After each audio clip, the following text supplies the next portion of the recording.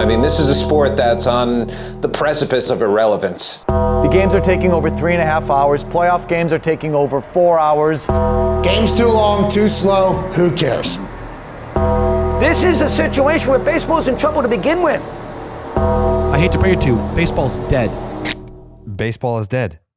Rest in peace. It's Monday. It's the last, it's 1 week from the trade deadline, yeah? Mm-hmm. Yeah, a week from today is the trade deadline. Yes. Indeed. Are the shitty A's playing on Monday, or do you guys have that day off after the ass beating that you're about to get in Sacktown? What do you mean? Do we have that next Monday off? Do you have a week from today off? I believe we do. Okay, great, because so are the Red Sox. So we are going to be doing a live stream, and I'm going to be planning guests to pop in throughout this live stream. We can talk about the news and rumors. Hopefully we catch a fish while we're on the live stream. A trade breaks. Well, we have someone on while the fellas are yapping. I want to do it all damn day because I believe the trade deadline ends at 6 p.m. Eastern. So I'll start at noon. I don't give a fuck. You know, like I wanna be on live when shit hits the fan for the big one. That could be interesting. I'm gonna be because I do have plans. I'm going to be in Ohio. And I will be doing Kansas City. Nope. That's different Cincinnati. State. Cincinnati is where I'll be. But there will be there's a bourbon tour in the area that I will be partaking in. So you'll be drunk, is what you're saying. I can't come to work today. I have to drink. Quite possibly. Yeah. Quite possibly. Oh man, can you imagine if the A's just do something terrible? Yeah. Well, Tyler Soderstrom in a Red Sox uniform. I can see it right oh now. my God, that's what can a lot you of people are imagine? saying. Buddy. Yeah. That was 5 absolutely bourbons deep. None of that is happening. None of that's happening. I feel like you're not informed on the topic, so none of that's happening. We're gonna go ahead and say that it's likely to happen. Very excited for that. Very excited for that. Is there a Kalshi market on that? On Kalshi, I'm told you can trade on anything on Kalshi. You're trading against peers in a live market, meaning that there's no house, and as the probability changes, you can buy in and out of your position. For a limited time, download the Kalshi app and use the promo code BID to get $10 when you trade 10. That's Kalshi, Kalshi, trade on anything. Would love to see if there's a market for Tyler Soderstrom to the Red Sox. Yes or no? We know it's not going to be Shea Bangaliers because to Coley's point, salivating. To Coley's point, that someone said the price just went up for Hunter Goodman.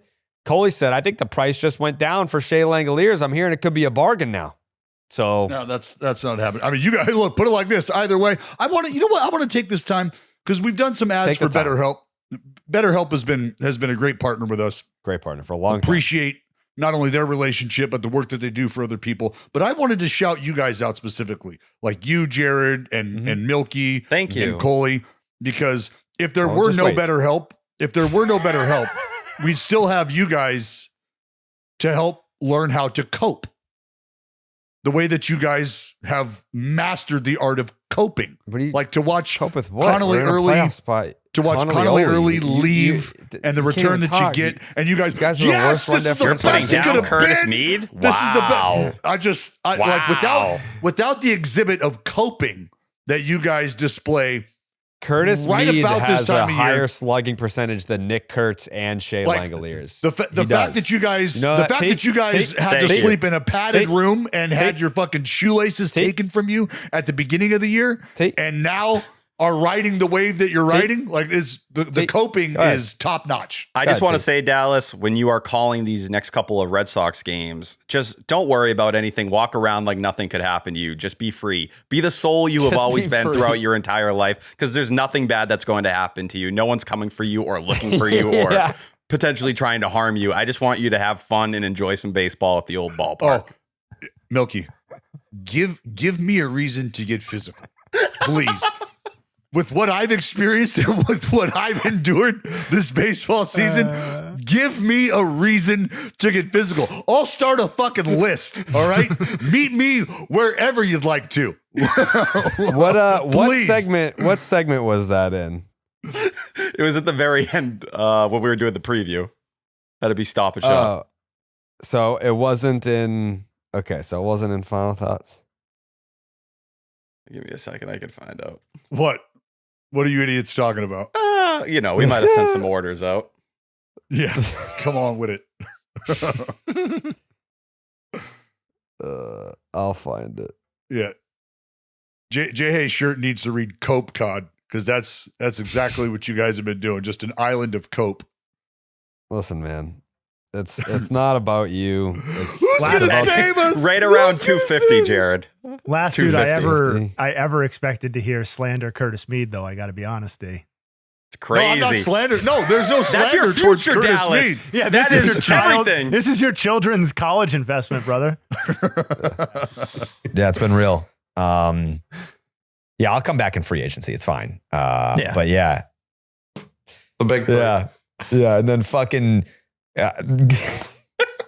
Go into the press box and go into the bathroom stalls and lock them all from the inside and crawl out from underneath so Dallas shits his pants. He can't control his asshole. He won't say it publicly, but he can't. So that's something that's going to have to happen during the I thought you were going to say clog the toilets, make him as upset as possible. No, just he can't poop. Yeah. Yeah, hey, guess what? Yeah, stop him from being able to use the bathrooms in the press box. Yeah, tie his shoelaces together while he's sitting. Take all his best players, sweep his team, and don't let him go to the bathroom. Yeah, then slash his tires in the parking lot. Yeah, just jump him in the parking lot and beat the fuck out of him. Spray paint his car. Joke's on you all the way around. Eggs. Just get that thing real rancid. Joke's on you guys all the way around. Yeah, that's gone too far. If you got a gun, point it right at him. Jesus Christ. Yeah, go to your local Home Depot, go get a gallon of paint and dump it on his fucking shit. Yeah, here's the deal. This guy's been through so much this season. I would abuse him, dude, harass this guy. As his team's down 10-2. Stock up on eggs and just throw them up at the Yeah, definitely. I mean, it's Sacramento. You could definitely bring a carton of eggs into the. You could definitely you can do whatever you want there. Yeah, definitely egg the booth. Also, the booth has to be really close to the stands. You can easily plunk them from the stands. Yeah, super easy. Do you guys even have a window there? An active hornet. Oh yeah, the Hornets. Yeah, nest at their home. Put it in a box. And then leave it in his. Yeah. This is where the joke's on you. One, we don't even have bathrooms in the press box. Let's start there. We don't have bathrooms at the ballpark. Let's start there. There's no bathrooms in the press box, so that can't happen. All right. Number two, I don't drive my car to the ballpark. So there's you're fucking there over 2 that. there. Yep. Yeah. Mm-hmm. Got him. Is there anything that separates you from the crowd from the press box or no? Yeah, what do you think? I'm sitting on a fucking bar stool just with a microphone in my I'm hand? saying is there glass? Is there a screen? What is there? Yes. There's glass? Yeah. Can you open it? Yeah, just like every ballpark in America. Well, there's definitely some glass that stays closed. No, there's not. There's no fixed windows? No, yes, there are fixed windows, but when you're calling a game, there's no fixed window in front of the press box. They're all movable. They're all retractable. So then it's not fixed. False. There is fixed glass on the side of you that does not move. And then there is I'm talking about retractable. We're arguing semantics here. This guy I'm clarifying. This is for good. your Let's clip this ass off. This will be the first social clip. Figure out what I'm talking about. Retractable windows. You asked, is there V1. fixed glass? And I said, yes. Yeah. And you said, You well. knew what I meant. You knew what I meant. Moron. Ever been to a ballpark? Yeah, no, I'm excited for A's Red Sox this week. It's going to be It's going to be fun. It's going to be a fun watch. I'm not super pumped about the 9:50 starts every night, but you know, when Curtis Mead hits a homer in every single game, it'll be okay. Oh man, I'll be cheering on the inside. I'll be cheering on the inside. No, don't try to join us now, Dallas. Yeah, don't try to be what do you mean join us? I can't. was on the train first. You just threw it out. You just threw it out. I'm the conductor of the Curtis Mead train. You guys are lucky I've let you on. You're by proxy Curtis Mead fans. I'm pretty sure you pulled the card and you're like, who the fuck is this? Wiped your ass with it. Yeah. Now he's this generation's Jason Bay, pretty much. I mean, you said it, not me. We know how that worked out. Well, with the Red Sox, it worked out great. Yeah, well, he's going to be, like you said, he's going to be a major contributor to my life at some point in time. Are you, so like he tried to buy it back and you said no because you wanted more money? Is that what you said? No, there was no attempt to buy it back. Oh, I thought that you were talking to like the family. Jeff Passan was. Jeff Passan was. Jeff Passan was talking to the family, and they offered you a reasonable price, and you said no. I at least want 5 They did not offer. They did not offer anything. They expressed interest, and I responded to Jeff Passan with, as soon as he steps off the stage from delivering his Hall of Fame speech, I would be more than happy to discuss how we can get that card to him. That is what I said. Oh, so you said I'm not going to give it back no matter what, and you said fuck.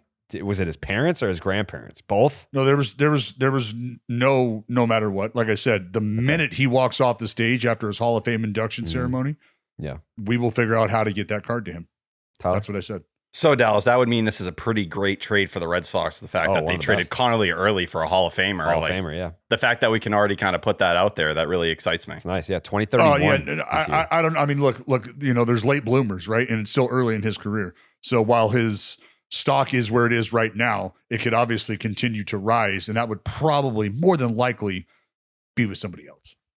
Hey, fair or unfair, Curtis Mead's stock has never been higher now that he's having this renaissance season and he's now in a big market like Boston.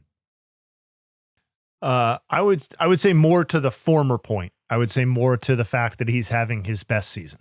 Yep. I think being with the Red Sox means that Dallas's card is more valuable than it was 2 days ago. It presumably does not diminish the card's value. Yeah.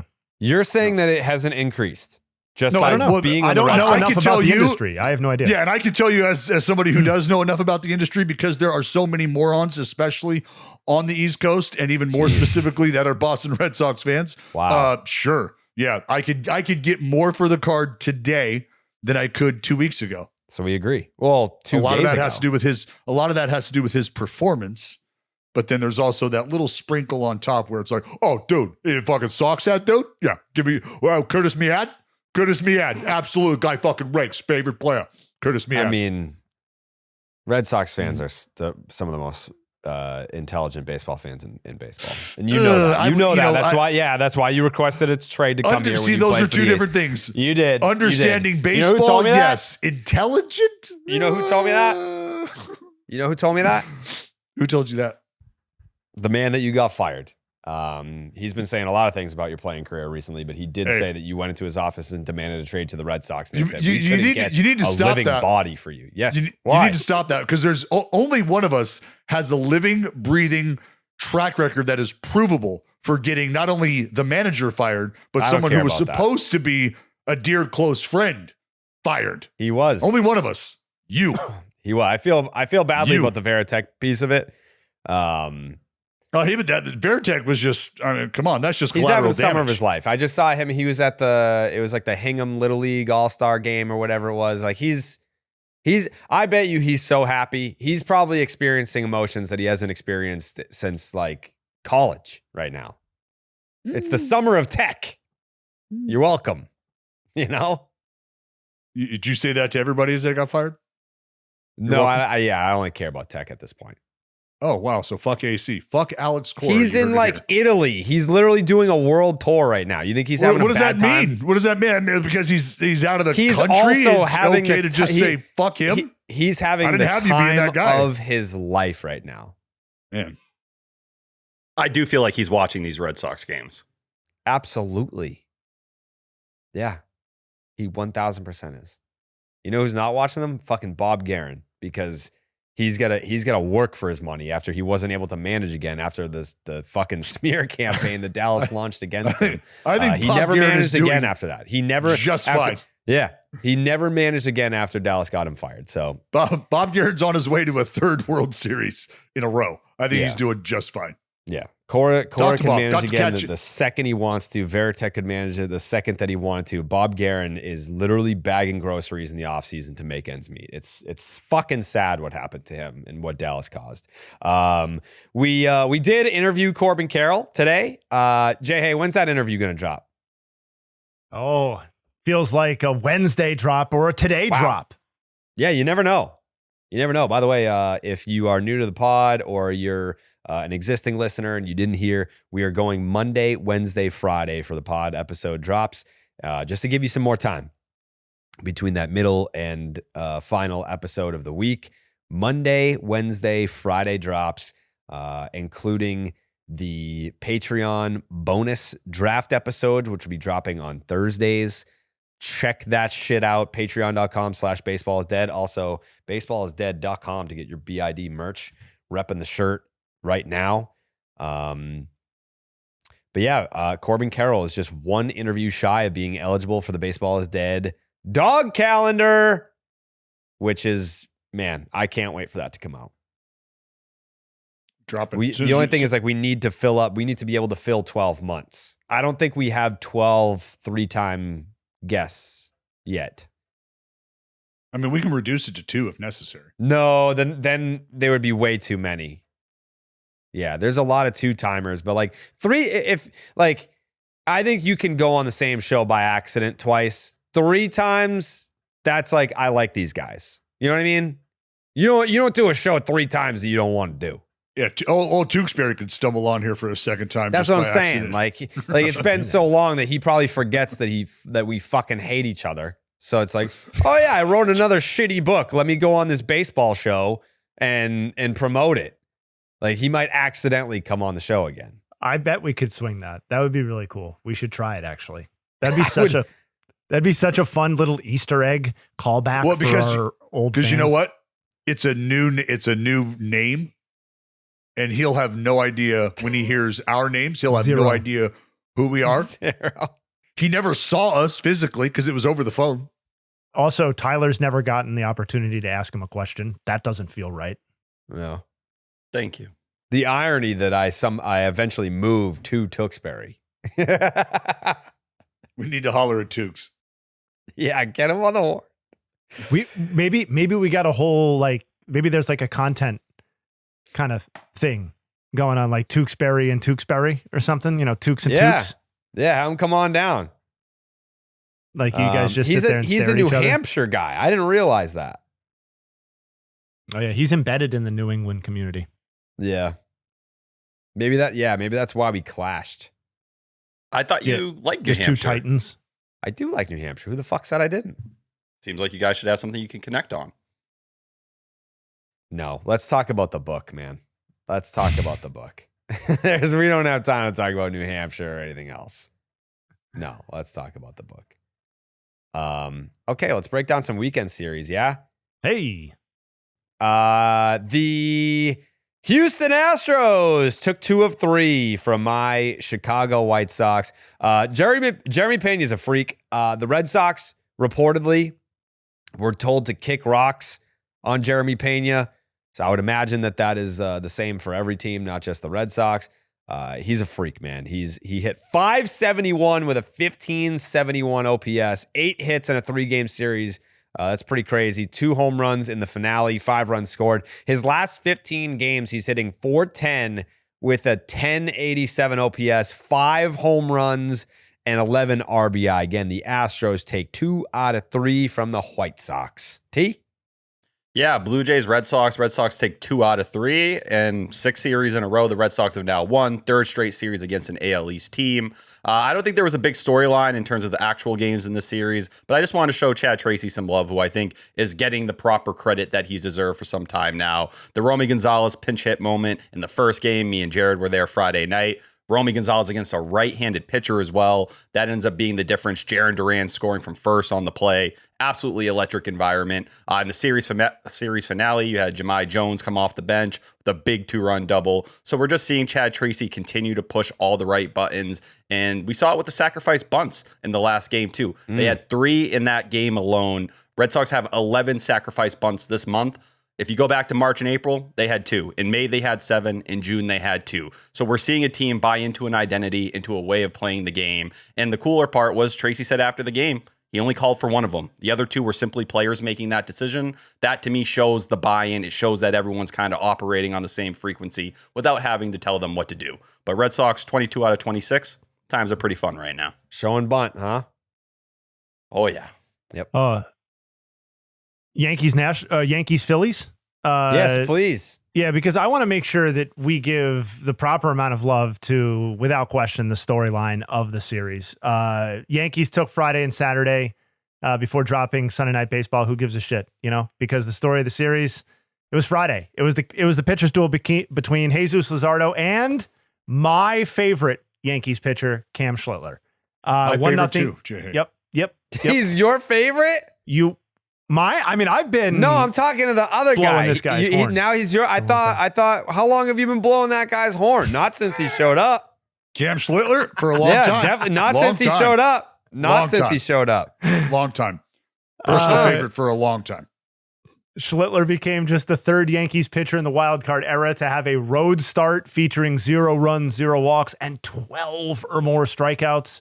He joined Mike Mussina's famous Carl Everett broken game in September 2nd, 2001, and Garrett Cole from May 12th, 2021. More impressively, Schlittler's 2nd such start this season. He has 2 road starts of 0, 0, and 12, making him just the 2nd pitcher in MLB history to produce multiple starts of 12 or more strikeouts, 0 runs, and 0 walks in his age 25 season or younger, joining, poetically, I believe, Jared's favorite pitcher. One of your favorite pitchers, certainly, Jose Fernandez in 2016, the Schlittler-Fernandez connection. Looking at some pitch-specific stuff, Schlittler set a career high for strikeouts with his cutter and produced a whiff rate with the pitch that was his highest since April 7th. And again, Yankees take 2 of 3 from the Phillies, who's just a quick aside on the Phillies. I know we all know, but the Phillies offense has an argument as the worst in baseball right now statistically, which is ridiculous when you consider that there are teams that are legitimately not really trying to field competitive offenses. They're at last check, they were tied with the Rockies for the worst weighted runs created plus of any team in baseball. That's a supposed contender with Bryce Harper, Kyle Schwarber, and others. Anyway, sorry, DB, passing it off to you. No, those are all very intriguing points. I think what was intriguing about this series, the Dodgers-Mets, the Dodgers take 2 out of 3, but the pitching. And the reason I highlight the pitching, we know about what Yamamoto's able to do. And he dealt again, 6 solid innings in his ball game, just 1 earned run. And that was coming off the CG against the Bronx Bombers. And just a side note for him, you take away his 2 bad games this season where he's given up 5 or more earned runs. He gave up 5 against San Francisco and then gave up 6 against Arizona. You take those 2 games away, he's sitting at a 2.14 ERA with a opponent batting average sub 200 at 185. He's also given up almost a handful of long balls between those games, 3 homers against San Francisco in that outing and 1 against Arizona. But I tell you about Yamamoto to tell you about a guy who is, as I've said many times, is almost a wild card if a team who has the biggest lead in baseball in their division over the 2nd place team could have a wild card of sorts. It's Roki Sasaki. It is Roki Sasaki, and Sasaki dealt 7 innings, 9 punch-outs, arguably his 2nd best performance of the season. He's had, I think, 3 ball games of 7 innings, and this was just another fantastic performance from Sasaki, and it was the split. And I feel like every time we talk about Sasaki, we talk about how the split finger has performed.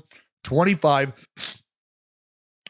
threw 44 splits, 31 of them for strikes, 25 total swings, 15 swing and misses on that pitch, 6 punch outs. And the fastball, look, you establish the fastball so that the rest of the arsenal opens up. Well, he threw 30 fastballs, 21 of those for strikes. So to be able to do that and open up what the split was then doing, you can see how they are beautiful dance partners. Sasaki, I mean, the velocity was there, 100 miles an hour he topped out at. And side note, Kyle Tucker had a couple homers as well in that series. But I think it just goes to show you, even with a guy like Blake Snell who's on the mend, when you have a guy like Yamamoto, you have a guy like Sasaki who, if you can factor him in to being successful in any important stretch, especially into the postseason, the Dodgers very much seem poised to just continue to roll into and possibly through the postseason for a third straight year. Yeah, that was big for Tucker to be able to pop a few out of there, because there was a game recently where it was a pinch hit situation. You had Muncy and Tucker on the bench, and Doc went Muncy there. And it's like, you think you give a guy fucking $60 million or whatever. An option. That's the guy that you go to in a pinch hit spot if you've got him available, and the confidence was clearly not in old Kyle Tucker. But also Noel McLean going up against Yamamoto. What was that? Saturday? Mm-hmm. Friday? Mm-hmm. Saturday? Saturday. Yeah. It was a weird start. Like he pitched much better than the box score would indicate. But yeah, anyways, back to the top, we go to the Rockies and the Brewers, where the Milwaukee Brewers took 2 out of 3 from the Colorado Rockies. And of course, the big storyline here would be Jacob Mizorowski's outing that he had, punched out 12 batters in 5 innings, which was insane. Like, I think he had 11 through 4. So to finish with 12 and 5 was almost disappointing. He allowed 1 earned run. His ERA ballooned to 1.58. He's now has 185 strikeouts, which leads Major League Baseball, and has 18 more strikeouts than the runner-up Dylan Cease, who punched out, what was that, 12 in the complete game shutout? Complete one-hit shutout on Saturday? Yes, sir. He's rocking a Major League best 13.88 strikeouts per 9. Cease is at 13.26. Nobody else is above 11.18. So as it pertains to strikeouts, Mizorowski and Cease are in another stratosphere from the rest of the pack. And that was demonstrated by Jacob Mizorowski in this series, in which the Brewers took 2 out of 3 from the Rockies. Yeah, moving over, Tigers, Royals. Tigers looked awesome through the first 2 games of the series. It looked like they were going to keep all the momentum we've been talking about as of late. We said it last episode. If you were just looking at records since June 1st, only the Brewers were better. The Red Sox and Tigers were actually tied at that point in time. But they absolutely crapped down their leg in the final 2 games, end up splitting the 4-game series. And it was really tough timing because the Guardians went out there and got swept by the Rays. So this was your chance to kind of make some of that ground up leading into the trade deadline, where things are very murky. We're getting all these deadline rumors. But it really starts with the Tigers bullpen, which continues to be an absolute disaster. Michael Massey had a game-winning 2-run blast yesterday in the 8th inning. You can go to Saturday, Salvador Perez hitting a homer off Kyle Finnegan.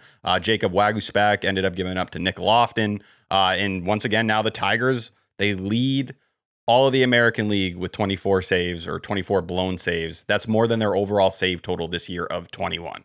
There's only one other team in baseball that has more blown saves than actual saves. That is the Angels. So that's where you're currently sitting at. This is how many games they've just thrown away this year that they could have potentially just changed their season if half of them went their way. And it's even worse when you look at their bullpen ERA, and they're 8th in baseball. It's not a untalented group. It's more a group just in the big moments that has not been able to slam the door when they needed to.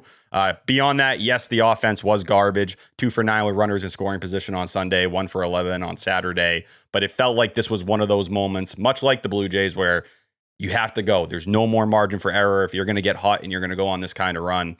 Unfortunately, the Tigers failed to do so, and we'll see how it impacts their trade deadline plans. D-backs Nationals. Nationals took 2 of 3 thanks to wins on both Saturday and Sunday. James Wood could be the story of any given series, but not in this one, because it was C.J. Abrams who went 2 for 4 on Friday, 3 for 4 on Saturday and 3 for 5 on Sunday. Add that all up, it means he went 8 for 13 with 3 homers in the series. That's a .615 batting average and a 2,000 OPS. And if you stretch it back a little bit before this series, he's now 17 for 30 with 7 long balls over his last 7 games, 14 RBI over that stretch. In MLB history, he's now up to 27 homers and 17 stolen bases, which is admittedly pretty arbitrary, but just as context, there has been only 30 seasons in MLB history by a shortstop to feature 27 and 17, and Abrams has whatever's left of July, all of August, and all of September to add to his numbers. So we really are talking about a potential historic season from CJ Abrams this year. I'm not first and foremost looking at RBI, but when a person leads the National League in RBI, you start to say, he now leads the NL in RBI entering play here on Monday with 82. If you're thinking it feels very unusual for a player in his position to lead the league in RBI, you would be correct, because in the NL, since RBI became an official statistic, there has never been a player whose primary position was shortstop to lead the NL in RBI. So whether he does or doesn't won't diminish how great his season ends up being, but it could be a pretty neat footnote on his season if he ends up doing that. But the Nationals, obviously, we'll talk more about the early side of the deal, but they took 2 or 3 from the D-backs. D? We're going to go Buccos Cubs taking out to Pittsburgh. This, again, I got a couple series here who were dominated by I think, really good pitching performances. Boyd and Imanaga both combined for stellar work. Jared Jones threw the ball well for the Pirates as well. 6 innings, just 1 earned run, punched out 5. Unfortunately, the Pirates blew the Pirates bullpen, blew that one late. And Paul Skeens, maybe very similar to what Jared said earlier about Nolan McLean. Did he pitch better than the line suggests? Well, it was 5 1/3. Punched 11 tickets, 5 earned runs. However, what you do take away from this series is the fact that PCA still a beast. A couple of homers in this series for PCA. But it was the 2 good pitching performances from Imanaga and from Boyd, because Imanaga was good as well. 6 shutout innings in that game where Skeens kind of got touched up a bit. And shout out Dansby, who did work late in the ball game to give the Cubs a boost in extra innings. And the Cubs take the series 2-1. And whether or not you think the Cubs are in pursuit of the division, because I think as we woke up this morning, they trailed the Milwaukee Brewers by 7 games in that division, a stronghold on the top wild card spot. But the Pirates in very much of a need to continue to pursue the wild card spot and ratchet up those rankings because the division is probably not within reach for them, but sitting just outside behind the Diamondbacks of that 3rd wild card spot. So even though you drop the series here, I think you still have light at the end of the tunnel. And with the way that the offense is played, shout out Ryan O'Hearn, fucking grand slam. Esmeralyn continues to fucking bang. Sorry about it. I feel pretty good about what the Pirates have cooking here. It's just a matter of being able to sustain it down the stretch, because down the stretch we come, and that's where things start to falter for the Buccos. So let's pray to God that they can continue to put together decent pitching performances and that this lineup can continue to do what it's done and just get a big hit when you need one and make it fucking count. The Braves took 2 out of 3 from the Orioles, who were riding a 7-game win streak before running into the red-hot motherfucking Red Sox. They dropped 2 out of 3 in that series. They dropped 2 out of 3 in this series, so their hot streak has been halted quite a bit. There were no real standout performers in this series, but Pete Alonso did hit a home run, and it made me want to look into the trend of, the tale of 2 seasons, so to speak. His first 47 games, he hit .215 with a .712 OPS, 8 home runs, 11 doubles, and 24 RBI. And the Orioles were 21-26 over that span. But his last 59 games, he's hitting .277, 382 on base, 509 slug, 891 OPS, 14 homers, 9 doubles. He's driven in 43 runs over that stretch. But the Orioles are just 30-29. Ain't his fault. And I'm sure that number looked much better before they dropped 2 out of 3 to the Sox. and 2 out of 3 to the Atlanta Braves. I know we're not supposed to really follow up on any of this stuff to keep it moving, but I just want to say, like, if you're Pete Alonso, there has to be a element of personal satisfaction in having the season that he is having, and particularly after it got off to the start that you laid out, that he's gotten back to this point and is having a Pete Alonso season, and his team that he signed with is definitively better than the team that told him to go fucking kick rocks. The team that he was the quote unquote co-face of, that didn't want him anymore because they were turning it over to pitching and defense and all this sort of stuff. Not a commentary beyond that if I was Pete Alonso, I would feel pretty fucking good about it right now, with the caveat that the Orioles are also not where they want to be ultimately. I think the best part is the defense stuff for him. After how heavy that was emphasized to show up and be 85th percentile outs above average with the issues they have defensively in New York, that would just be your evaluation of me as a player was wrong. Whole fucking David infield. Stearns. You messed up. All right, you're up to. Thank you. We're going to go to Angels, Giants. Giants took 2 out of 3 in this series. I'm going to get into Rafael Devers, but I did want to just shout out Mike Trout, who went 4 for 4. Pretty significant thing. Like, to not do that once since 2021, and this was the first time it happened, that kind of just broke my brain. It shows what the last couple of years have been for Mike Trout as a whole, but not to have a 4-hit performance 4 or 5 years like that for a guy that we look in, the stature we do, and as we should. It just kind of speaks to what the situation has been. But yeah, Rafael Devers, I do think is the topic that everyone's touching on. And there was some big stuff in this series. He had a walk-off in the first game, finished with 7 RBIs over those first 2 games as well. Devers had a moment talking to the media that stood out to me a little bit about what he's trying to improve on and things he's trying to change. And he said he's been making a concerted effort to cut back on strikeouts. This hasn't been with big mechanical changes or anything like that. All he said was, I was aware that I was striking out a lot, so the adjustment is trying to cut down on the Ks, try to make shorter swings, and try to make contact. And it seems to be working. He struck out 40 times in March and April, 33 times in May, 32 times in June. It's been just 17 times in 19 games in the month of July. This is Rafael Devers, who leads all of the majors in extra base hits since May 1st. Since May 1st, he has a 147 WRC plus on the season. In July, we're now seeing him take it to another level, 274, 379, 603, 982. That's good for a 161 WRC plus over that stretch. In this past month, that K percentage is down to 20.7%. If you want to kind of frame it in that light, through the first 3 months of the year, he had a 29.6 K percentage. So we're seeing that improvement. On the defensive side, he's also pulled himself up on that end. It's 3 DRS and 0 outs above average currently. But yeah, over the last 3 months, he ranks 12th in WRC plus, and it seems like Rafael Devers is back to being Rafael Devers. Guardians, Rays. I mean, did the series really even happen? I am editorially compelled to talk about it. I did assign it to myself, but the Rays swept them. The Rays swept the Guardians. And Cleveland was limited to 3 runs in 3 games, all of which were scored in the first game because they were shut out in consecutive games on Saturday and Sunday. So treating their fans to a total of 0 runs over the weekend. That's pretty cool. They were 31 and 22 through the first 53 games this season, 9 games above 500, noticeably better than I think a lot of people thought they would be. They have now lost 5 straight and are 23 and 31 over their last 54. So you divide the season in half.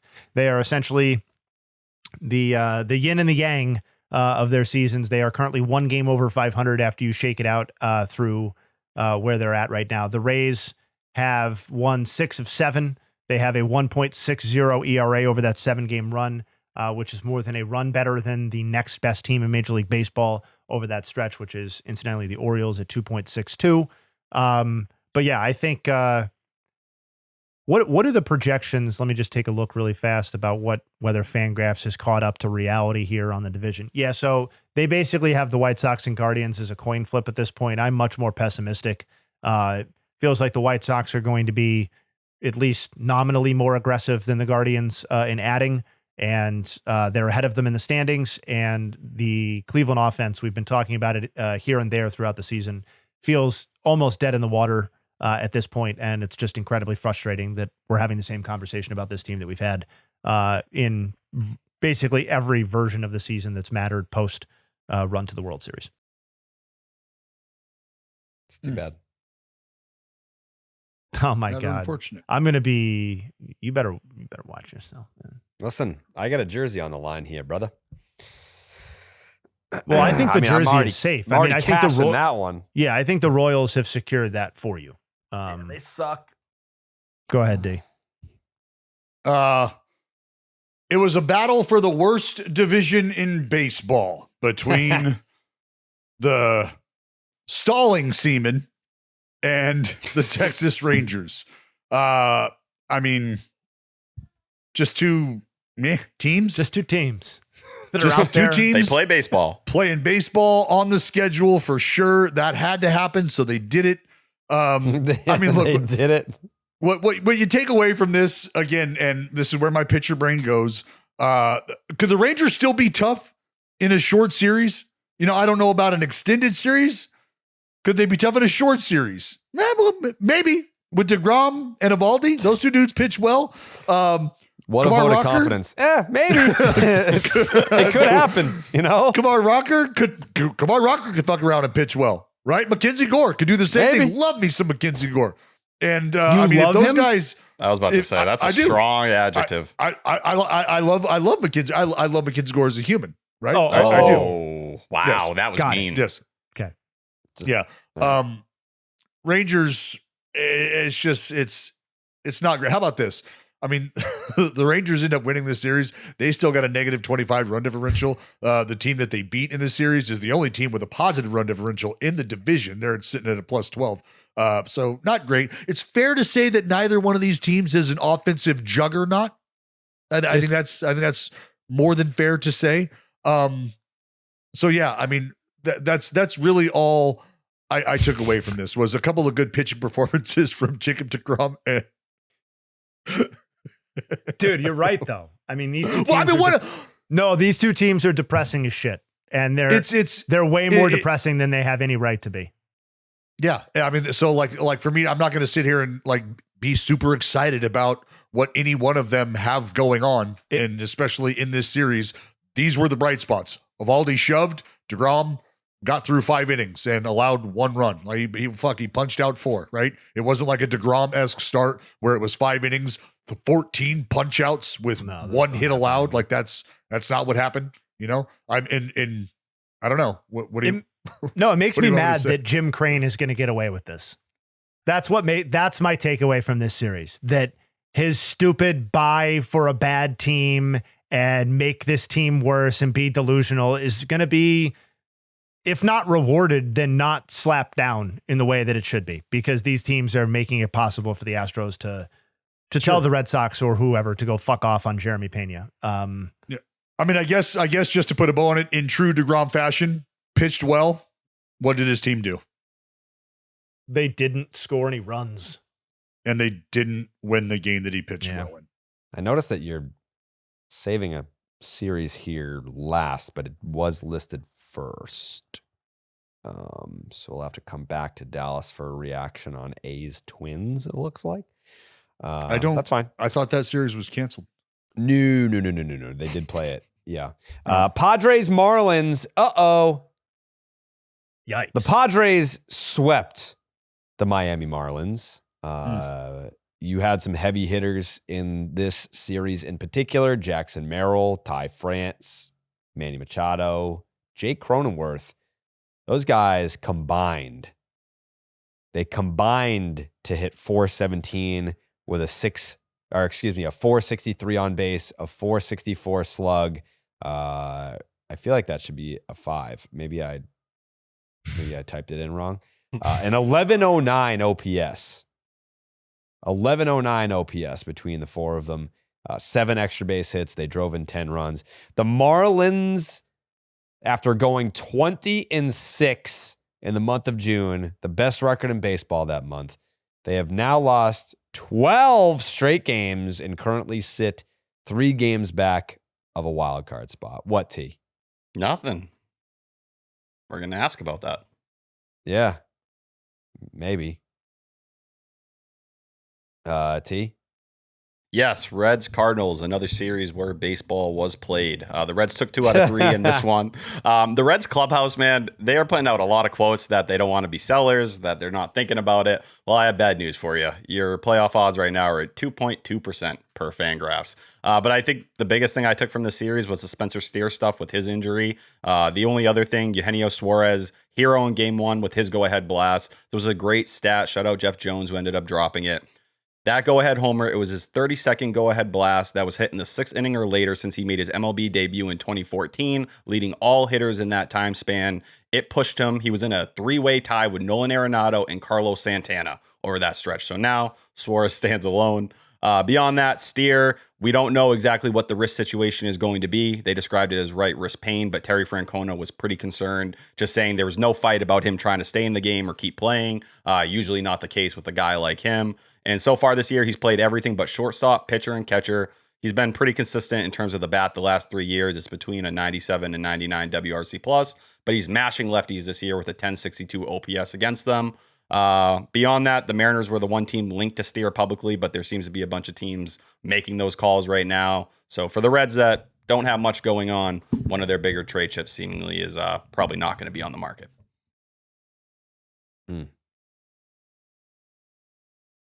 Buster didn't specify how long, but 5 minutes ago he did tweet that he's going on the IL. Boom. So, and there we will go. miss significant time. So definitely off the trade market. Thank you, Jay. Yeah. Would love to get some Twins A's reaction from their home broadcaster. All right, you want me to call Perkins? Lynn Perkins? He was. Yeah. Is there any way that you could give us some reaction to the series, or he was there? Yep, A's lose. In other news, yep, A's lose. Look, man. I'm looking. I've been looking. What do you want me to say? It became official. Like this is what's been so tough about, and I think in my spot, things that maybe not the rest of the world knows when you know them. And so it's tough to, it's tough to keep that face, right? That voice of optimism, because you're like, man, well, I know what's coming. So I guess I'll just keep the smile on until I have to. And you get the news that, the news becomes public that Shea Langoliers is going through what he's going through with the knee. And you could just feel like it was almost, I'll be honest, it was almost like watching, I follow a lot of nature stuff, nature, and like nature is metal and shit, like watching the king of the jungle laying down in the meadow, taking his last breath after what has been a violent reign of terror over his territory, now succumbs to bitter old age. And that last breath you see him take, like, that's what it fucking felt like, man. That's what it felt Dallas, like, okay? Did he get hurt a couple days before that on the base paths? I saw people speculating. I don't know if you can speak on it, but I know there's splits with the hitting stuff this year. Yeah, I'm not going to speak on it. That's not right. I appreciate the ask, though, Milton. No, I was just curious as you're there every day. For you see it. For sure. Yeah, like that's just stuff where, they'll let it be as public as they want. I'm not going to. But that happens. And it's like, okay, hey, but here we go. And then what happens yesterday? Jeffrey Springs, hip, he's out. And look, am I telling you that we're missing? Like, okay, now what do we do? It's clearly has not been a great turn for the left-hander this season. It has been a struggle to find any sort of consistency whatsoever. A sliver of consistency at times would be great, would be better than I think what he's been able to produce. He'd be the first one to tell you that. It was great to get Nick Kurtz back. Sure. I mean, he had a tough debut, right? Ofer with some punchies, not ideal. Did hit a homer in the series, but I think this is really just a matter of an A's team that has struggled mightily with health all season long. The hits continue to come. So in terms of the series and how things went, like it's tough for me to be any sorts of positive in one direction or the other. The Twins, again, they're an interesting team because there's a lot of conversation around some of their key pieces that could either help them contribute to the effort that they're trying to make to get into the postseason. I think they're 3-4 games out of their division, out of the Central, which means they're about a game or so out of the wild card. So what do? Do you take away pieces that are key contributors? A guy like Jeffers, who the catching spot has been a huge hot topic around baseball. I just touched on Langoliers, and you guys were giving me shit at the beginning of the game or beginning of the show about what that could mean stock wise for him. Hunter Goodman stock now through the roof if that's the case. So would the Twins be better off moving on from a guy like that? Would the Twins be better off or better served keeping him in house because of his contributions? Like, I think that's what's going to be interesting surrounding the Twins here over the next 10 days is what direction they decide to go, because I think they are, I'm not going to call them the poster child, but I think they are a shiny example of what a team will decide to do because of the position they're in. Do we need to push because we think we're in contention for the division? Do we need to push because we think that'll help us bolster our odds at the division and then potentially fall backwards into a wild card spot?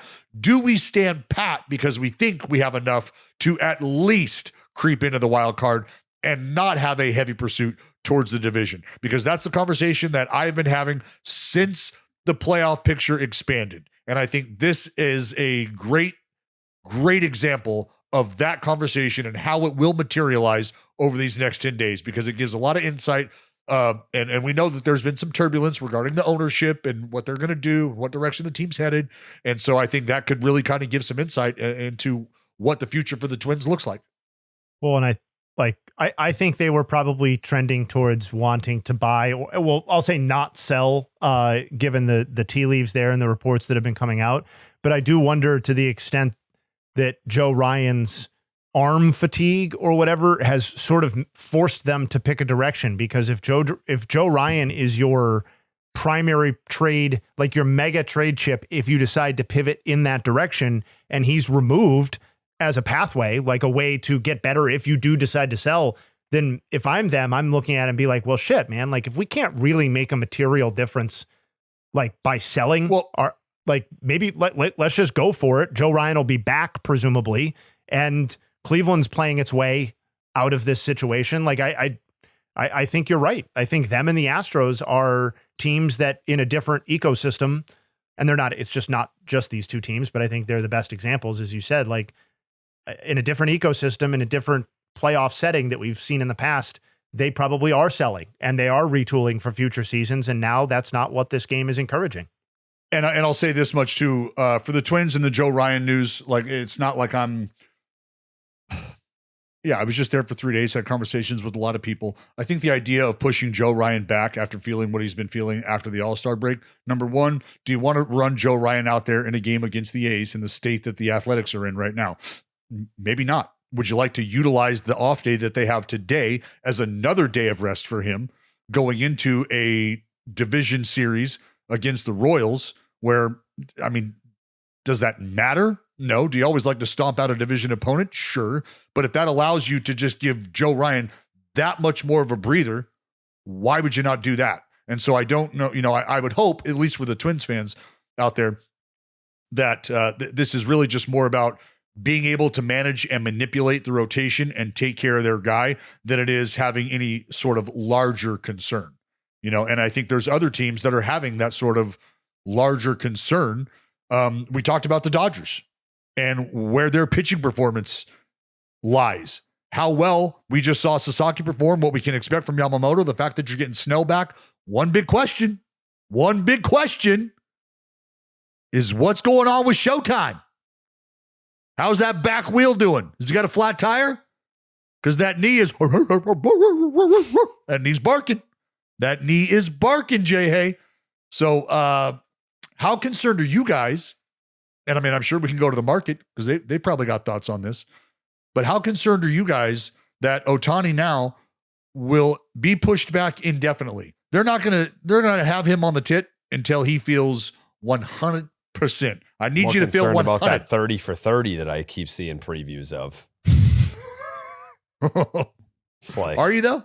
I was listening to that phone call and I was like, man, I need more than just a podcast on this. I'm sorry. Like, I need a feature film. I need the whole thing. Yeah, they're not going to let this one go, I don't think. Yeah, the investigation was like, yeah, nothing to see here, but sounds like old 30 for 30 is launching their own investigation into the matter, and I don't know what results that'll yield.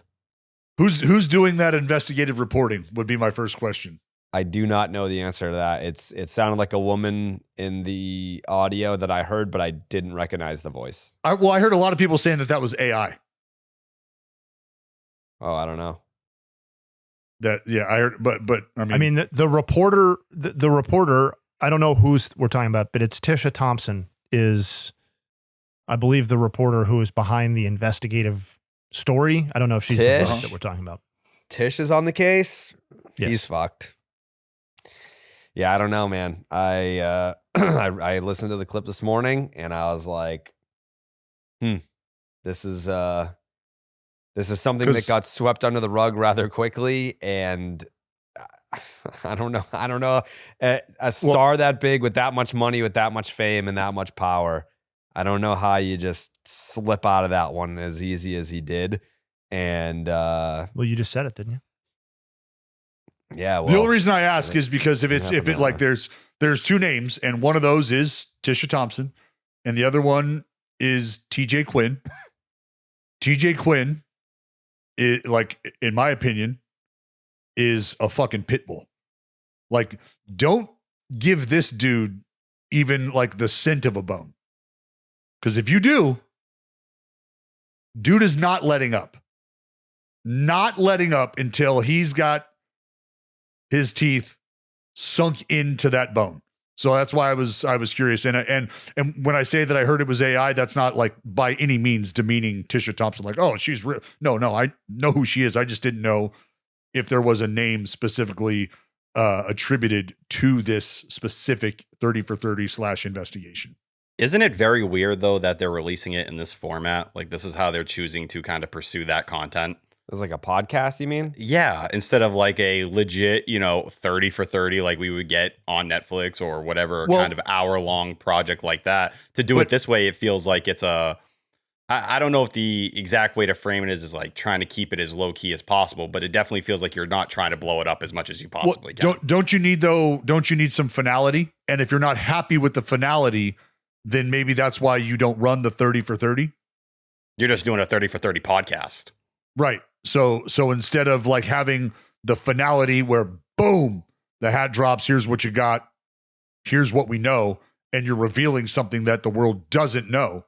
Like, unless there's that brings some finality to it one way or the other, it's almost like you have to kind of leave it ambiguous, right? Well, I mean, Unsolved Mysteries, it's on Netflix. We don't know where those people are. Shout out Robert Stack. It just feels like in a world where a sports documentary can be made on absolutely fucking anything. If you piss in the bathroom during the 4th inning of a Red Sox game in 2003, we'll give you an hour. This can't get the same treatment. I don't know. I guess it's still, they don't have the smoking gun yet, so to speak. Maybe there isn't a smoking gun. I don't know. Right. And maybe there is, and they're just slow playing it. And then we are all going to just have that hammer dropped. Yeah. There's a comedian who just did a bit on this, and it's pretty hilarious. I saw it. Yeah. I saw that clip. Yeah. I do wonder, I didn't think about this until Tyler brought it up, but I do wonder if the idea of, hey, here's our fucking hit you in the face report. Like, everybody's fucked. Read it. If that's just not a relic of the past, because like, I do feel like do you run the risk if you do that of everything moves so quickly now, and that people are so loath to actually sit and consume something of any length or depth at all, that you just, here's my amazing piece, and then tomorrow comes and it's like gone. The news cycle is on to something else. It doesn't matter how fucking big the story is. And like, the only reason I'm saying this is because Pablo Torre, it seems like, has had so much success with this drip stuff as it relates to Kawhi Leonard specifically. I'm sure he's done other stuff. I know he's done other stuff, That's been the one that's stuck in my frame of reference for the longest. And that's been like I'm ballparking it 8-month thing, 10-month thing, and still ongoing to the point where the league has not released its official findings, but is going to at some point. And they are going to get resolution on some level from a league perspective on that topic, having used the strategy that Pablo did. Maybe they would have regardless, but I don't know. That's just something that's a reaction to what you guys were saying. I'm so glad you brought that up, because I've been having this conversation over the last, I'd say a couple months, and it has been surrounded with, is the news cycle cycling around? Meaning, because people have now been so conditioned to getting everything you want right when you want it and being satiated, that now, how do you break people out of that cycle? Is by forcing the patience. I'm going to force you to wait. It's going to be good, and it's going to be content that you want. And if I can continue to stir the pot and keep it bubbling, then the conversation persists, the request gets louder, and now I can circle back and give you more. I can keep you hanging on. These are almost like the episodes become teasers in and of themselves. Yeah. And so instead of just allowing this piece to go viral for 12 hours and then see you later, we're on to it. Like, oh, in other news, aliens exist. Sweet. Stock market, what? Epstein files. Okay, cool. It's like, hold on. Can we go back to the fucking government acknowledging the existence of aliens for a minute? It's like, yeah, but why? We've got all this other stuff. Like, that's just how things have gone so fast. So I can appreciate now almost getting back to waiting for the new episode of Game of Thrones, waiting for the new episode to drop, because you're like, oh shit. And you have that conversation all week long.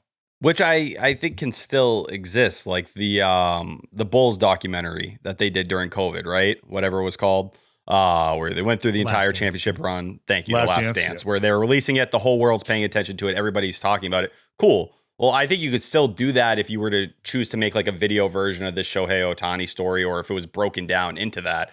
It's just more the medium, I think, to me, that I'm questioning, where they're putting this as just a solo podcast instead of blowing it up into this TV spectacle or this streaming service spectacle that everything else they do is all through that direction. Everything that they make, they create, is pushed up to those platforms. But this story seemingly is getting a lesser treatment, when this is arguably one of the craziest stories we've ever heard with a superstar, with one of the biggest superstars we've ever seen in sports. Like, if there was something that was going to get this crazy treatment and be, plastered all over the place in this way, this would be the story, would it not?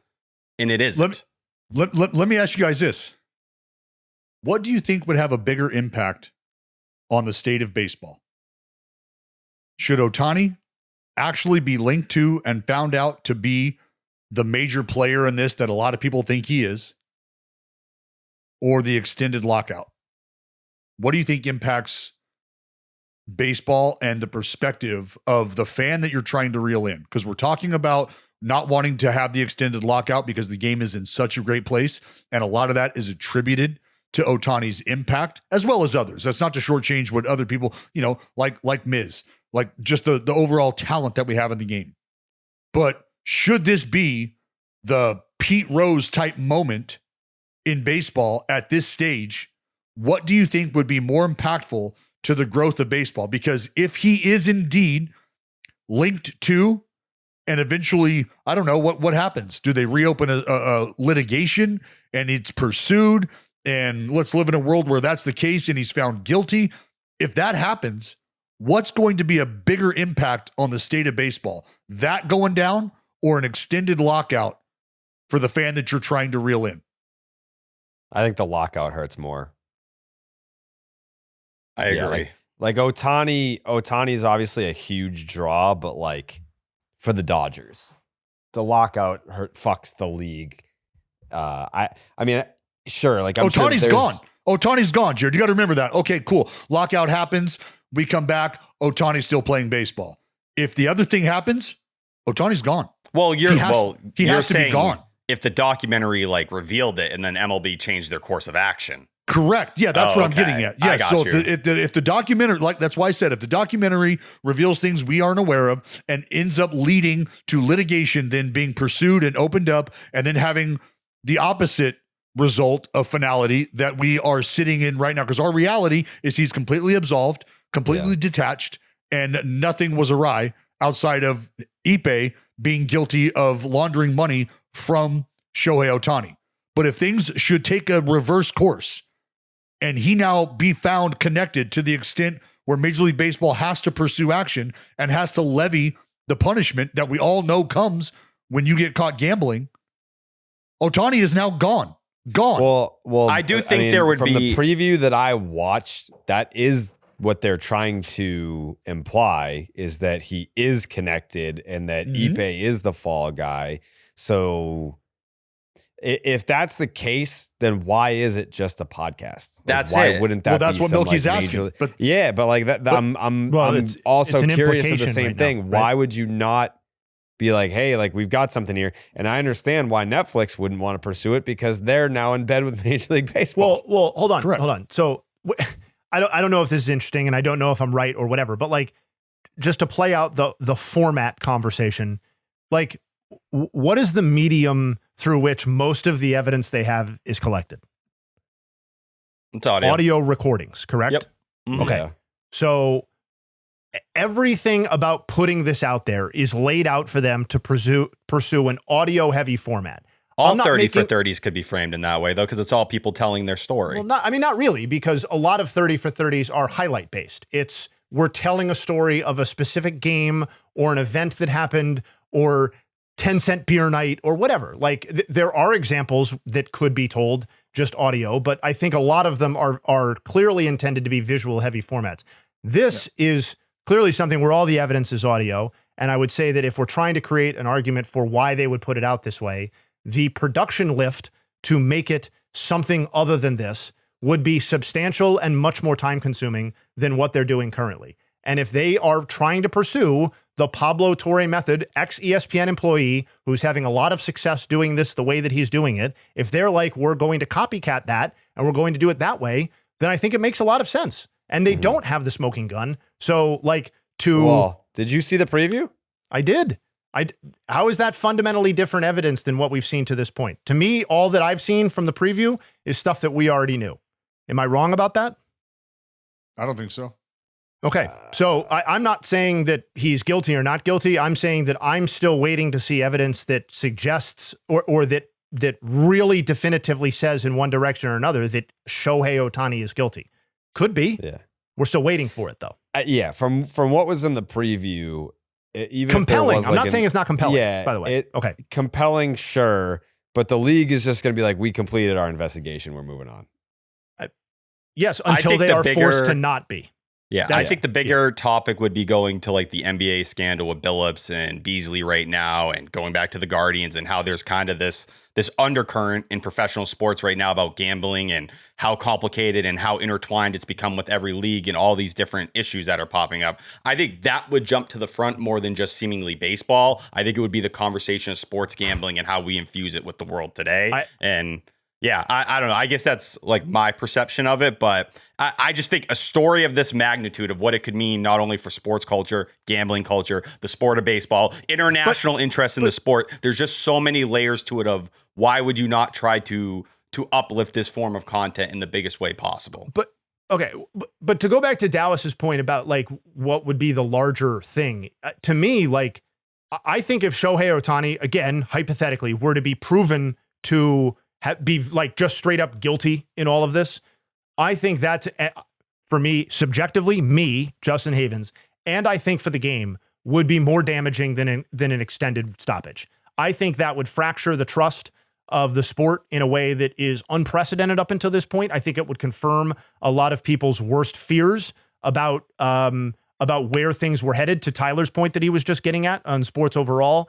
And it would take the first truly generational and international superstar that Major League Baseball has produced in the lifetimes of many people listening to this podcast, and really in a time period that really is all that matters in the modern era, and say, this guy is gone, not only is gone, but was something of his legacy is a fraud, or all of it, depending on got what away with it. Correct. That would be. And these World Series that we just watched, those are in the toilet. Like the last half decade of baseball, just fucking put that in the toilet. 50-50, put that in the toilet. All these conversations we've had about how he's a unicorn, it's still technically true in terms of athleticism. It's no longer true in the pure, we are discussing his legacy as an all-time great player without having to do these. Because baseball, that's what's so fatiguing about the Bonds stuff and all other great players is you got to throw all these stupid-ass fucking caveats on it every time you talk about it, right? Yeah. Like Barry Bonds is the greatest player I've ever seen, but we can't acknowledge him as such because of X and this, and some of which is his fault.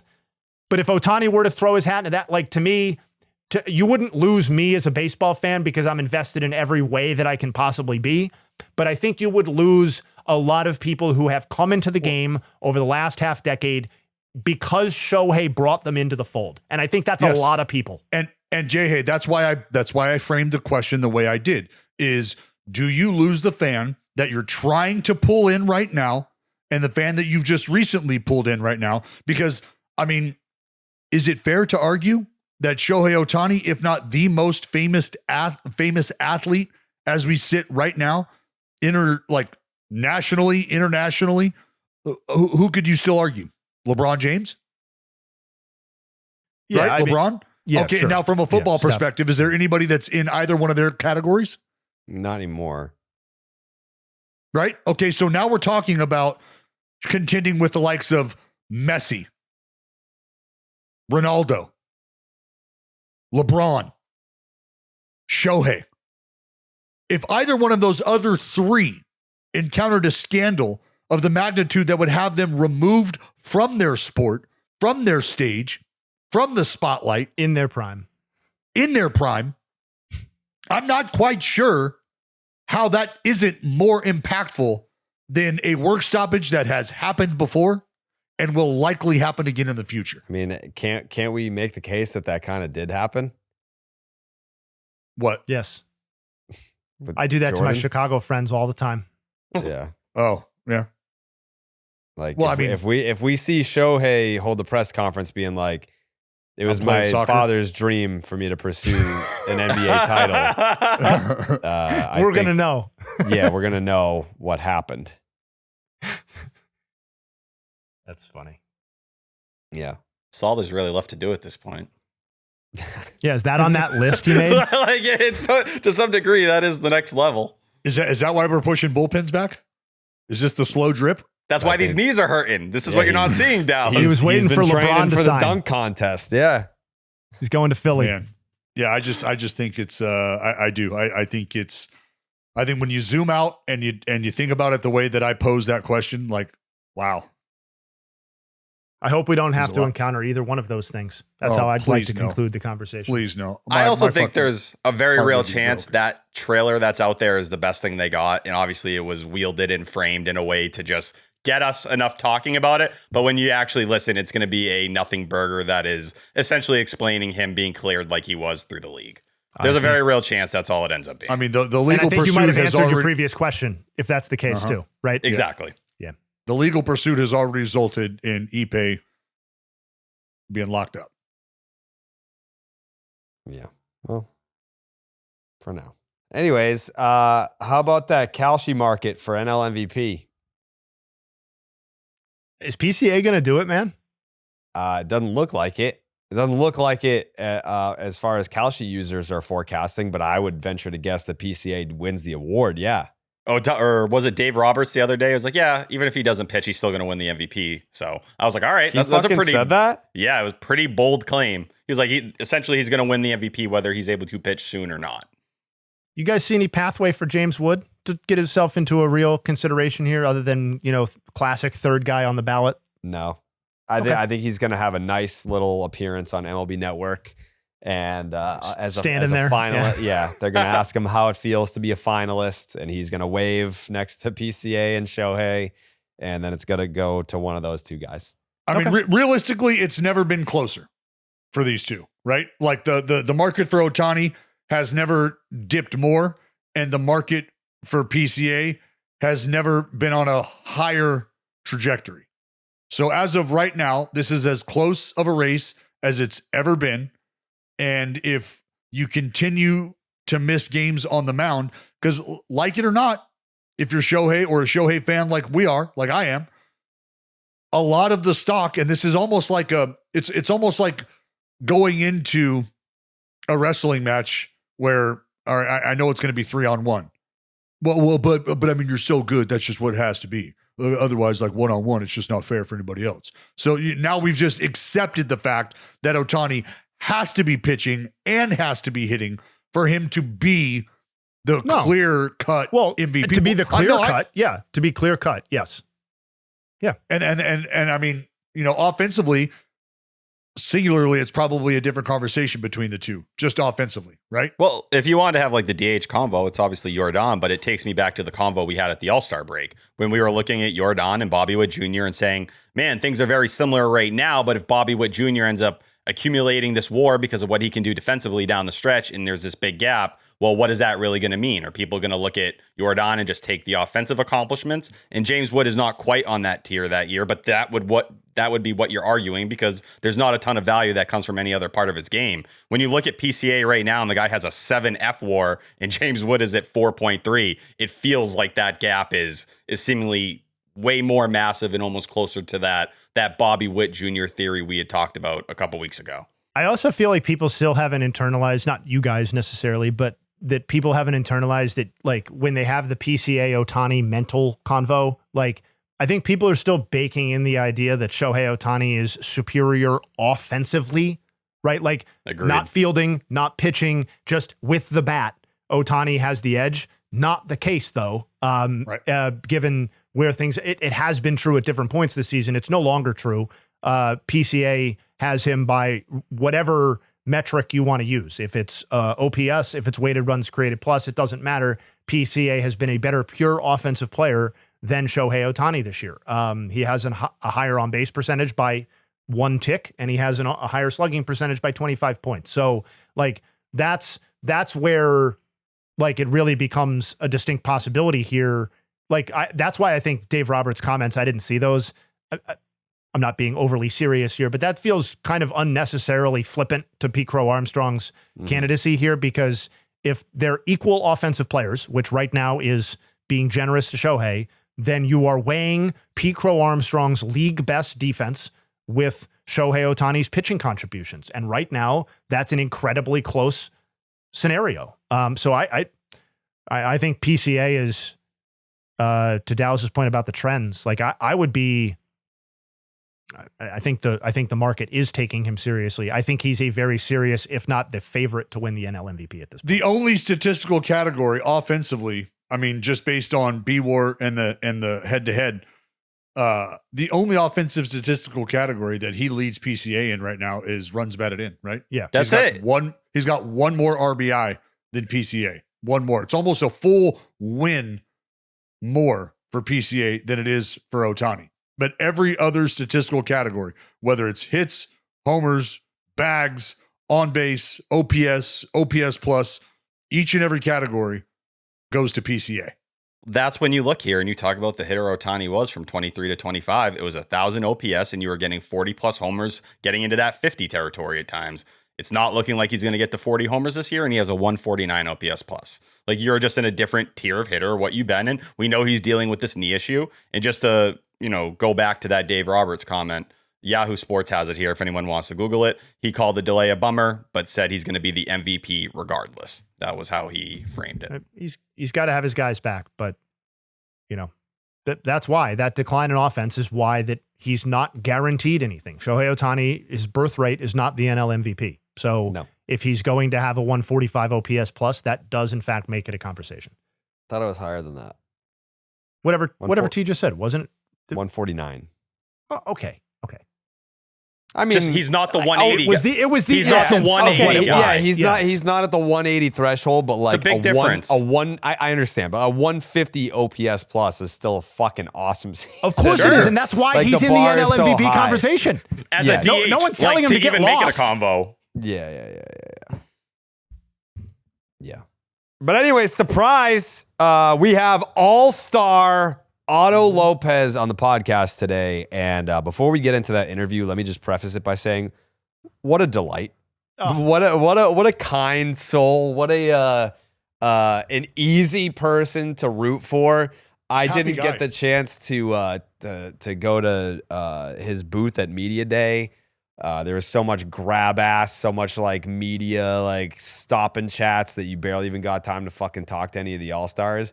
But if this is your first experience in getting to hear from Otto Lopez, I almost want to put a Stevie P guarantee on it that you're going to come out the other side being like, okay, so I'm a fan of Otto Lopez now. I guess I didn't realize that, but I am. So without further ado, our interview with All-Star Otto Lopez. We got Otto Lopez here making his Baseball is Dead debut. Very exciting times. Having a very exciting season, so to speak. I want to talk to you. First things first. We're in line to win a batting title this year. Like, that's something that, you know, like everyone's like, oh, like no one cares about batting average anymore. Not only are you leading the league in batting, but there's some slug there too. We're leading the league in doubles. So talk to me about your approach and how much does batting average still matter to you, and how difficult is it to be someone that compiles a ton of hits, but like we're swinging up. Like we're swinging up. We're not just trying to spray the ball. Like we're trying to get extra bases here. Yeah, like I relate all that to average. I would say like get on base. Like I know we early in the lineup, and like all I trying to do is get on base the quickest possible, and that's why like we resolve things like stalling bases, like create situations, and I relate all on those little details that everybody like not focus on now, but like that's we score runs too. Like it's not only like like hit a home runs. Actually, like we create situation. Man on second, bunt this way, like hit the ball all the way, like just sacrifice and all of those things. It's been working for us since the beginning of the season. We just keeping rolling for now, and we got a lot of up and downs, and now we're like in the street right now that we like not working, but like we're still fighting. So I respectfully, I think you are one of the most underappreciated stars in baseball right now. Does that work to your advantage, where it's like I get to fly under the radar and be great, and I don't have the pressure of people expecting me to be great? Or do you take it as a slight and carry it as a chip on your shoulder, where it's like, I want people to see and recognize that I'm one of the best players in baseball right now? How does your mentality work there? To be honest, I don't even focus on those things. Right now, like I focus on my defense. That's something that still showing up since the beginning of my career, and now I'm hitting. Like I'm fixing a couple of things that like to myself and the team that can be helpful. And if they notice that or they're not, like I'm still gotta go out there and fight and keep doing what I've been doing all year, and just that. And like if I'm focused on the negative or of the people saying about those things, like I can't be bad. I can't be good for everybody. Mm-hmm.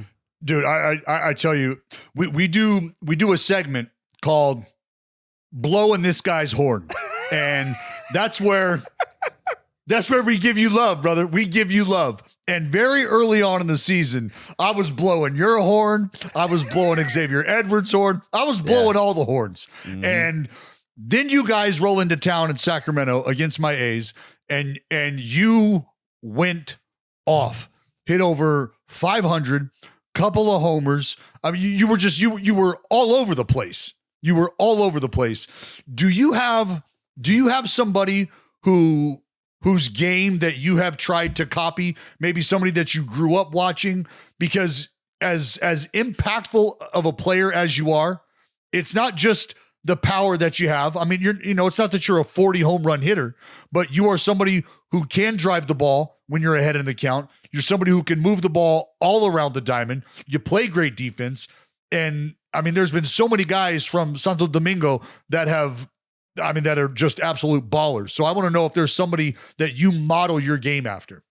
Oh, there's been a couple guys. Yeah, growing up, I watch the good players that are big names, and I reflect myself to Derek Jeter. I wanted to be like him so much. Drive the ball to the opposite side, playing defense like super hard, and not just that. I also too like wanted to hit like Manny. Manny Ramirez was.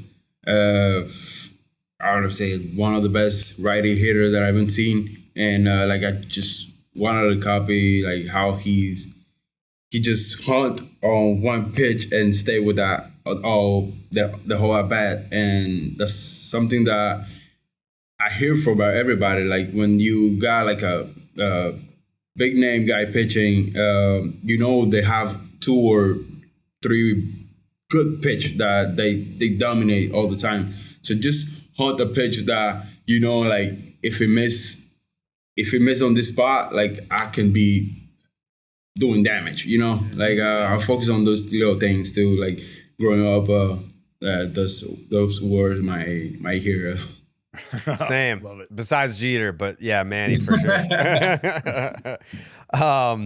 You guys, obviously the Marlins are in a tough spot right now in terms of like the team's performance, and your name is being floated in trade rumors. Is that something that entered? Because, I mean, talking to you earlier about being a star in this game, and that's not something that you think about.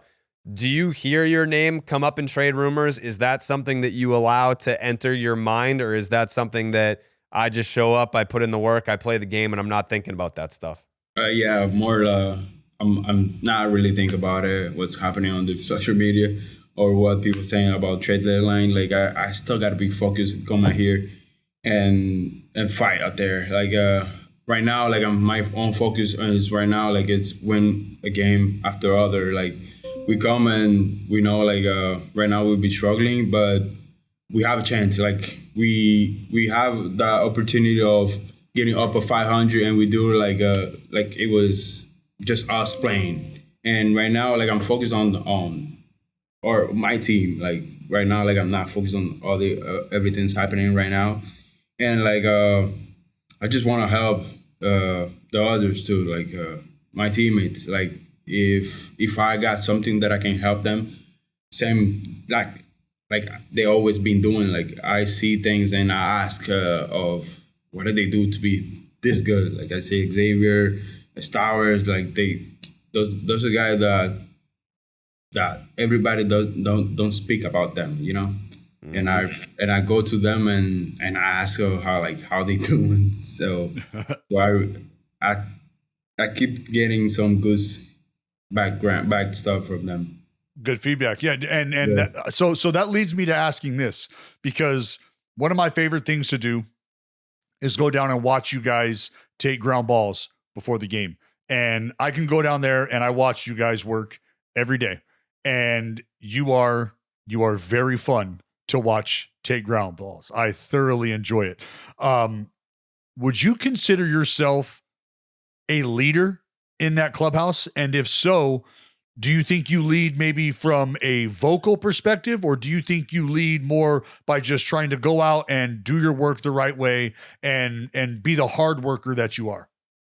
With the guys that we have here, Sandy and P, like those are they are more vocal on the team. My stuff is more like go out there and give my best, like everything to help the team and showing them that like I'm here like to death. Like these teammates mean everything for me, so I would do anything.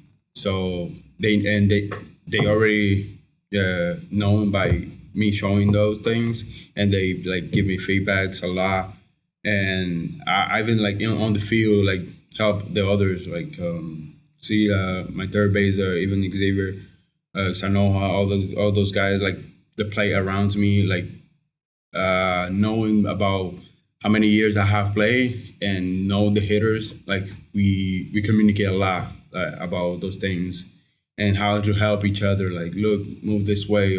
It's gonna be helpful for you and for myself too. So we communicate a lot of those stuff. So I wouldn't consider myself a leader vocal, but like more on the field. What's the thing that you're most proud about your game, and what's the thing that you think you could most improve on with your game? My defense, of course. Everybody seems that I've been playing good defense, but my minor league career, it was not like that. So it was completely the opposite. It was more about hitting, put the ball everywhere, and like winning batting champion too. and now like it's been the opposite because I worked so much on my defense that I consider myself that I felt more comfortable like be out there like playing defense because I find the love of playing defense was I was like not on my options. And like I found that love or practice, go out there and make throws and make plays, and that just been those things that I've been more proud for myself. That's awesome.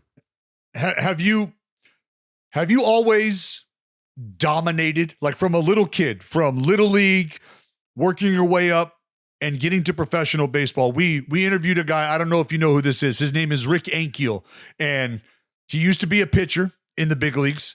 And then he got the yips, and then he played outfield.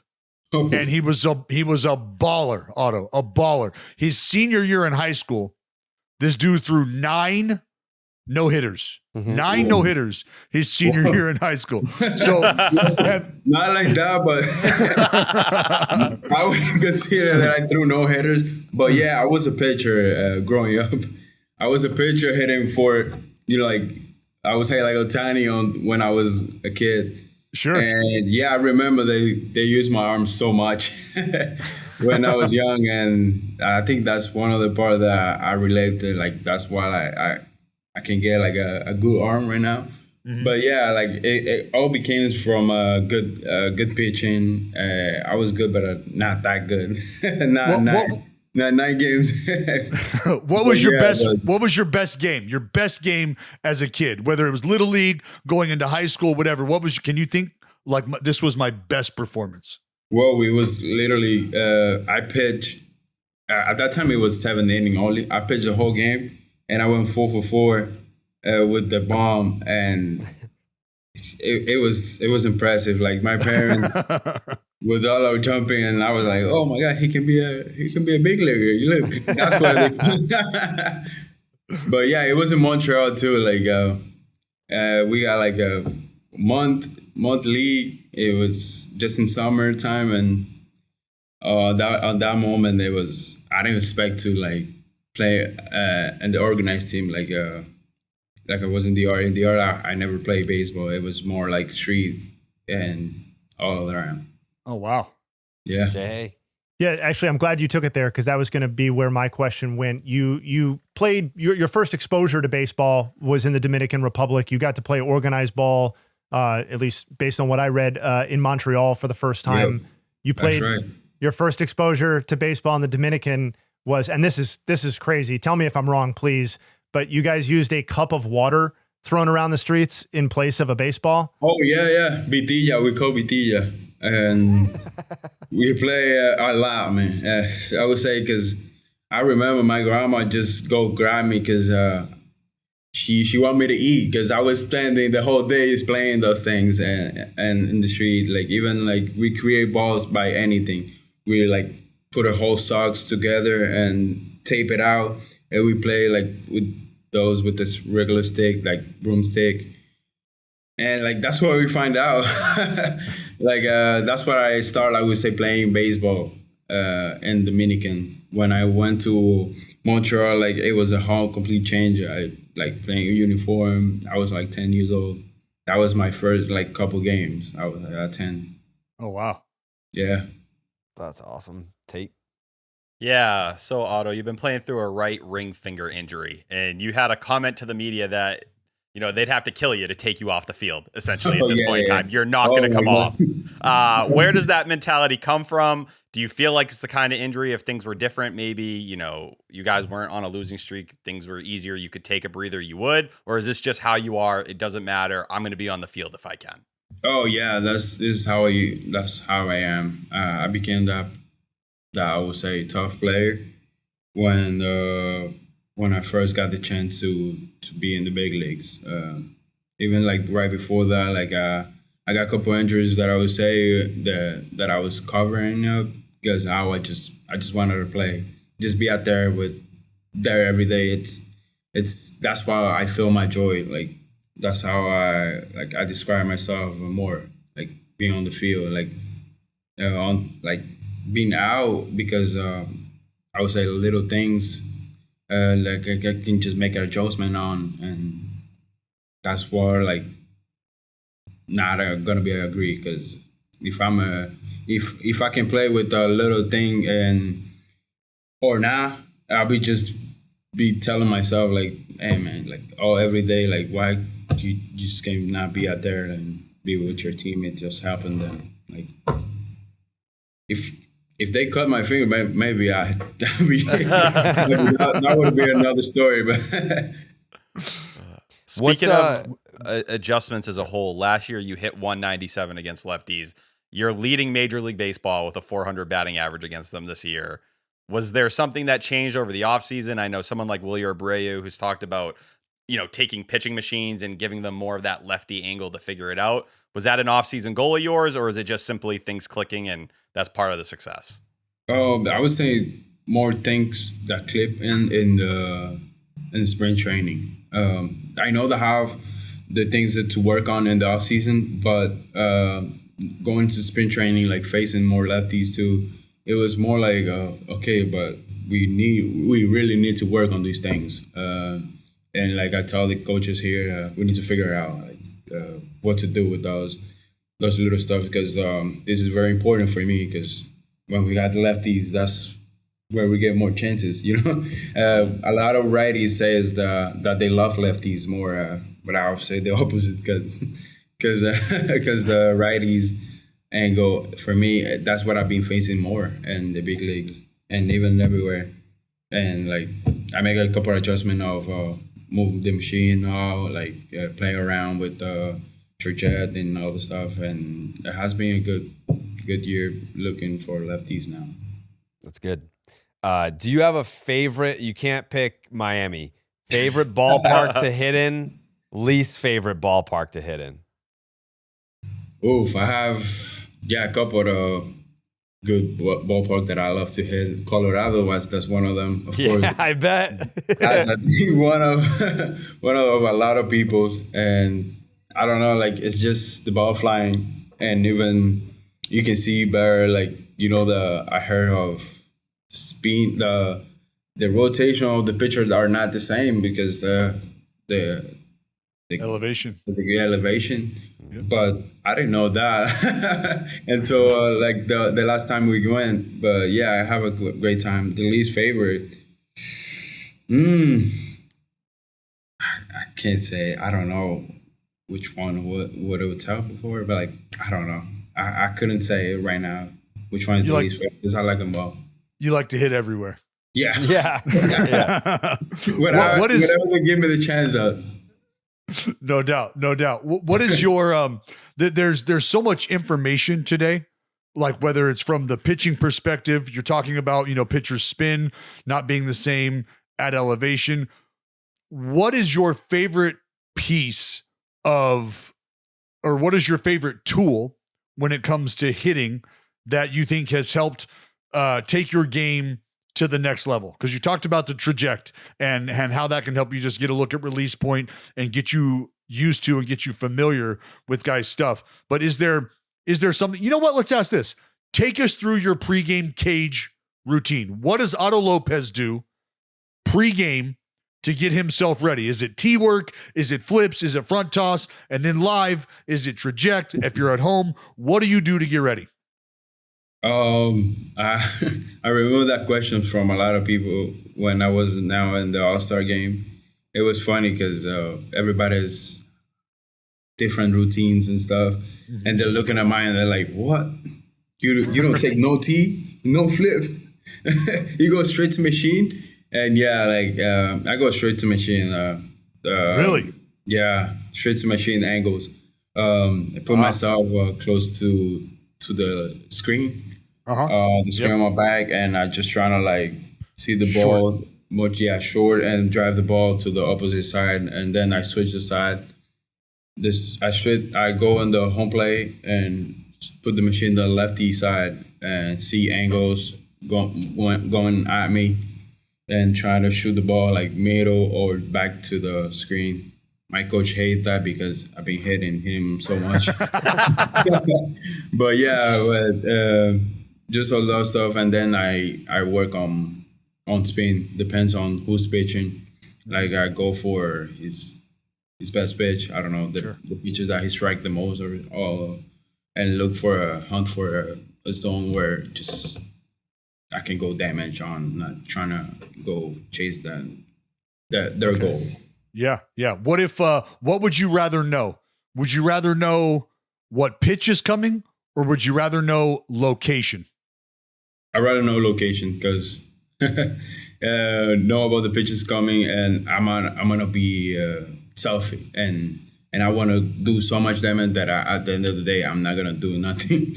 Okay. Because when you get like greedy that you want to hit the ball so hard, that's where like all the body or everything just come out of where you want to be. Interesting. Jay?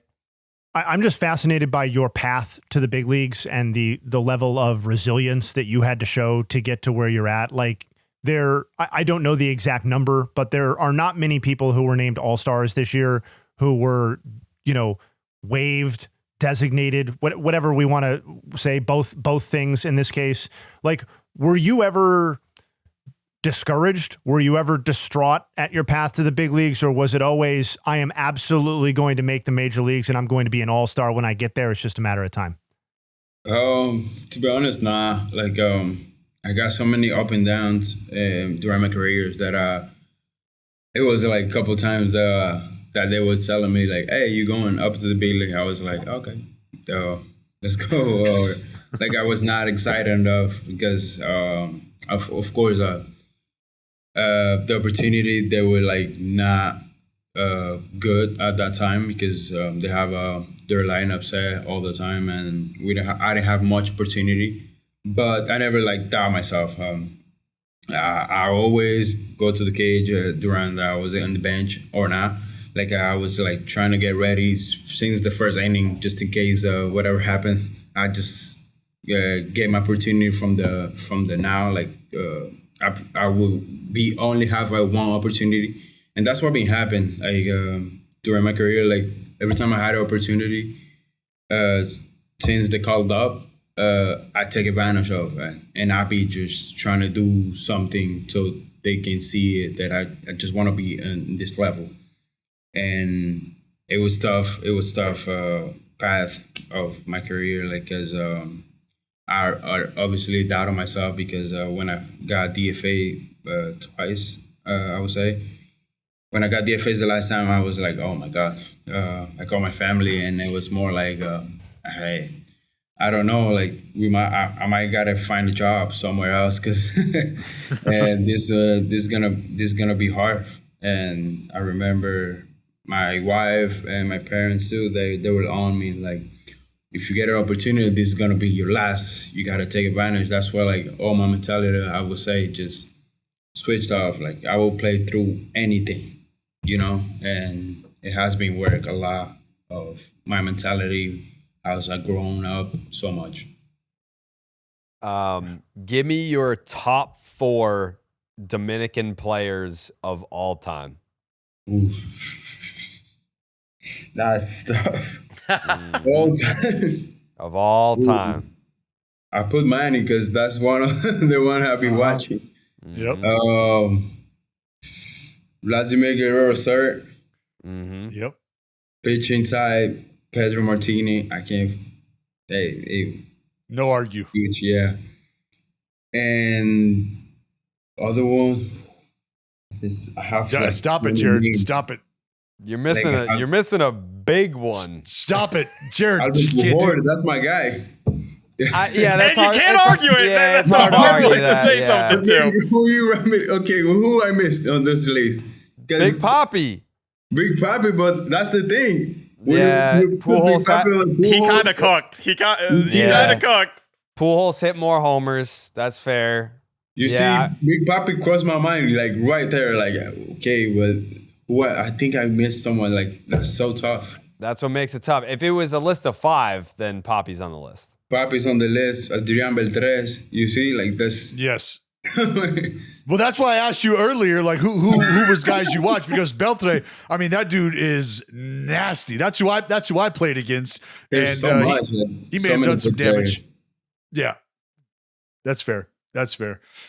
Milky, Jay, you guys got any other questions? I say we hit him with the classic. I agree. All right, Otto. We're going to put you in a hot tub time machine. It's a regular time. All right. Again? A hot tub time machine. But we're going back in the past. You get to go to any moment in baseball history and you get to watch it happen. Any moment. You don't get to play, but you get to watch it happen. What moment do you go to and why? Oof. I would say Jose Bautista home run. Yeah. The bat flip? Big time. Yeah, the back flip. Not because he's like my friend, my guy, but knowing that situation, playing for the team that I play, and on those moments, that's where one of the big things that team had accomplished at that time, since a long time ago, and get to see that moment, it would be so special. Just hit that ball inside, hit a missile bomb and pin that bat super high. The screen was shaking. Yes, because that's one of the stadium that we played this year, and it was so full. Like it's incredible to see like how the crowd in Canada like get so much excited on that night in the playoff. I couldn't imagine. That's a great pick. I don't think we've gotten that one before. We have never got that pick before. Yeah. I love it. I love it. That's a great pick. That's a great pick, man. That is all-star Otto Lopez making That's right. his BID debut. Otto, thank you so much for taking the time. Best of luck the rest of the way. We will obviously be rooting for you to go get that batting title and keep being you. We very much appreciate it. Thank you. I appreciate it. Thank you. Keep swinging it, brother. Yep. All right, big thanks to Otto Lopez for carving out some time today to chat with the boys. Again, I threw a Stevie P guarantee on the other side of that, saying I have a strong feeling that you're going to be a fan of his. Can you do that? Yeah. Cool. I can do that.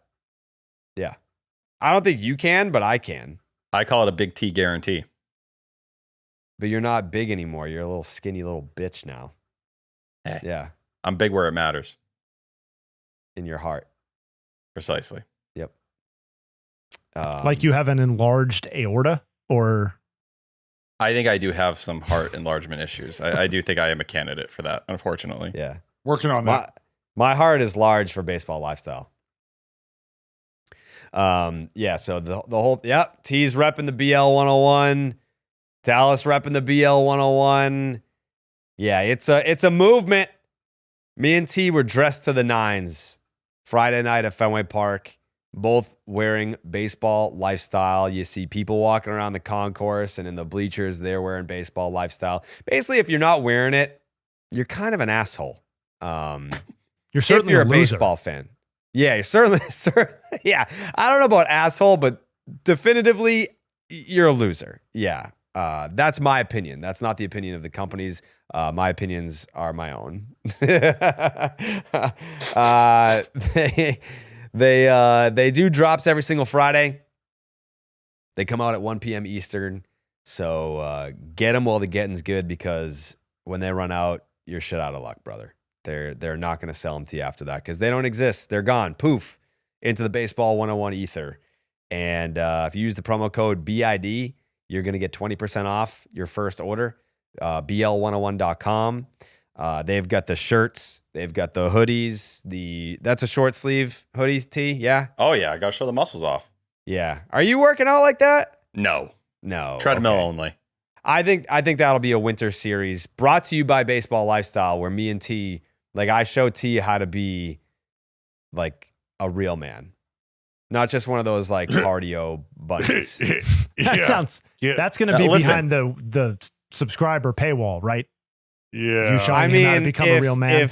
If it's sponsored by Baseball Lifestyle, it's free to the public. If no sponsor, then it's going to be paywalled. So T, this is a lawnmower. We don't touch this. What we try to do is call someone over and have them do it for us. I've mowed my lawn since I was in high school. We don't boil this. We have someone else come over and boil it for us. Yeah. This is Correct. water. You can fuck around and burn this. So what we do is ask somebody else in the house to do it. 500,000 customers nationwide. Dick's Sporting Goods. Check them out. BL101.com. Promo code BID to get 20% off your first order. Promo code BID for 20% off. There's no ad read. I was all off the dome. I didn't read a thing. Yeah. That's a man. That's how a man does it, Dallas. You wouldn't know that. Yeah. Because you have low T. That's something that you told me in confidence that I just keep letting it slip. But yeah, I know that you had told me about your testosterone results, and they were extremely disappointing. But the Hall of Fame results, those were awesome. Yeah, tons of great speeches. No one watched them because MLB does the Hall of Fame ceremony during a full slate of games. Stupidest shit of all time. Yeah. They really need to stop doing that. But did anyone have something that stood out to the Hall of Fame ceremony that they definitely watched? I'll be honest. I at one point in time in the ball game that I was calling, I pulled up the Hall of Fame speeches live, and I don't know if anybody has closed caption on and was trying to watch with closed caption. It was like the Micro Machines guy was fucking talking on closed caption. Like it was just, and I instantly, like, it was one of those moments like we had just gone down by 6. It was 6-0 early, and I was not doing well mentally. And then I turned that on, and I was like, you know what? Maybe I can find some reprieve here watching Andrew Jones give his speech. And it popped up, and the fucking closed caption was just, and I fucking just shut my computer. I was so pissed because I was like, fuck, I can't even watch this right now. Like there's nothing going on. That was my favorite speech out of everyone who ended up going out there, and I was cutting and listening for a lot of the social media pages. But when he shouted out his dad, who passed away about 10 years ago, that stuff always, to me, that will hit me in the heart. It makes me emotional. Just taking the moment to say, thank you. I wouldn't be here without you. And even though you're not here today, we're going to give you that airtime, that moment in front of everyone. And you see all his family immediately just completely break down in that moment. You see what kind of weights people carry and how important so many people are on the journey. And unfortunately, they don't always get there when you get recognized and have that moment. The Carlos Beltran Mets moment, too, I thought was pretty cool, where he explained why he's wearing the Mets cap. And while he was doing it, the fact that David Stearns was on his feet, just cheering, ready to go. I'm like, all right, that man has his manager ready to go, and they know where this thing's going to play. But those were my two bigger takeaways. Yeah. I agree with the Beltran Mets thing. I think that, I hadn't locked in on his decision or given much thought to it beforehand, but that he chose Mets over Royals is justifiable if you want to try and do it statistically, but just interesting. I mean, he's the third player to choose a Mets cap to go into the Hall of Fame behind or after Seaver and Piazza. So, a very special place in Mets history. I also think it's cool that,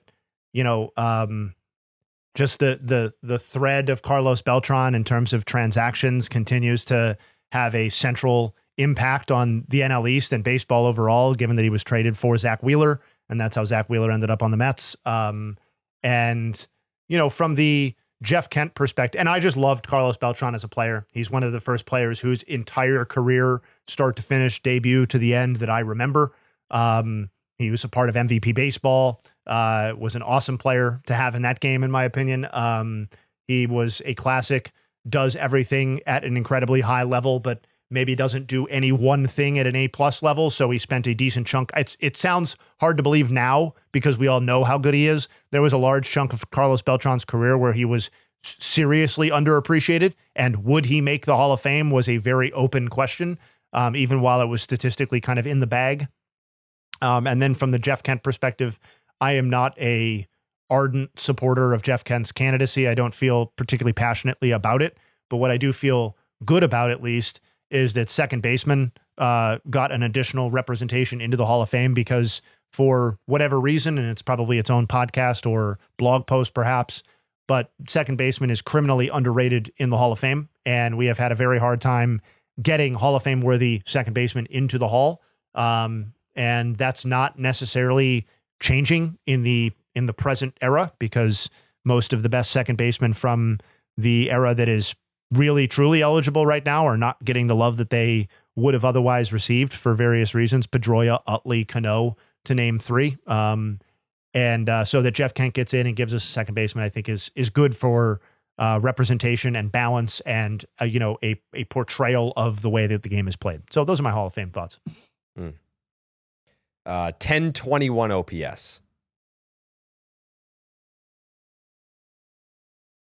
What's that? Andrew Jones versus Dallas Braden. Do you remember them, Dallas? How many homers? Just one. Lucky.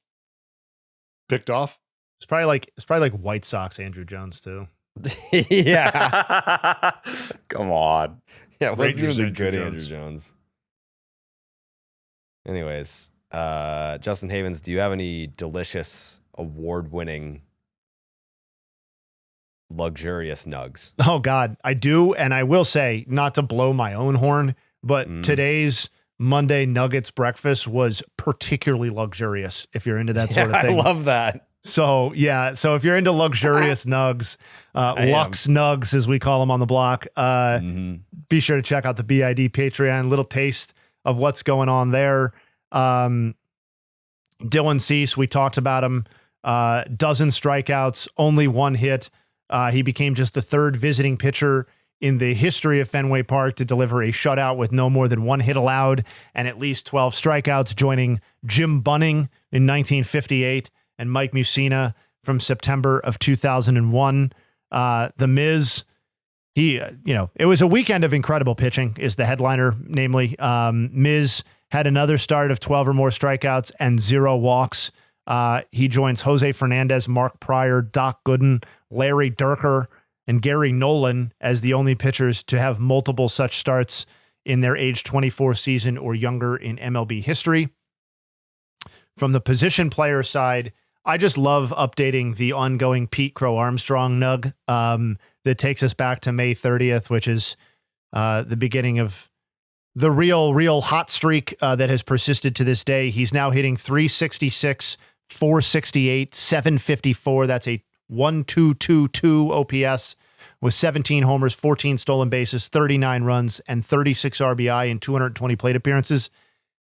The only players in MLB history to produce a 47-game stretch featuring at least 17 homers, 14 steals, 39 runs, 36 RBI, and an OPS of 1,200 or better within a single season or across multiple seasons. Our PCA this year, from May 30th through yesterday, Shohei Ohtani from September of 24 to May of 25, and Barry Bonds, July of 94, right before the strike, to May of 1995. That's the entire list. So if you limit it to a single season, PCA is the only person to do that. James Wood homered, overshadowed somewhat in the weekend series by CJ Abrams, but he knocked 2 on Sunday. That gives him 30 on the season. He already had 15 stolen bases. So if you like kind of semi-round numbers, 30 homers, 15 stolen bases, he's now done that in consecutive seasons. He's the 5th player in MLB history to produce multiple 30-15 seasons through their age 23 campaign. That list is James Wood, Mike Trout, Hall of Famer Andrew Jones, Alex Rodriguez, and Jose Canseco. And the last nug I will share is that while we will miss Shea Langoliers, and Dallas is not going to get into the details of his injuries, for obvious reasons, I am going to note that he had 2.4 FWAR and a 1.005 OPS before, over his last 41 games, descending to a 203, 279, 406 /line, which is a 685 OPS and just a half win above replacement. So those are the Nugs, and check out the BID Patreon for much, much more on that. Thank you, Justin Havens. Final thought, Dallas? Hang in there, Ace fans. That's all. Feels apropos as Jay Hay just touched on Shea Linger's. Hang in there. Hang in there. Yeah, hang in there, That's guys. It's about to get way worse this week. That's all I got. Yeah, it's about to get way fucking worse. I don't know that it can get way worse. Oh, watch. Buckle up. Yeah. Wait till you get fucking Curtis Meaded on. wait till you fucking see what the Mead Sox got cooking up this week. Tate? I just want to shout out Mike Eamon, who gave me this cool little BID pin when we were at Fenway the other day. Oh. I hadn't had any BID merch, and this is the first piece of it that I do have, and I'm going to wear it with pride and as a badge of honor. Wow. And you can get more of these on our merch store, so please go check them out. What's the website?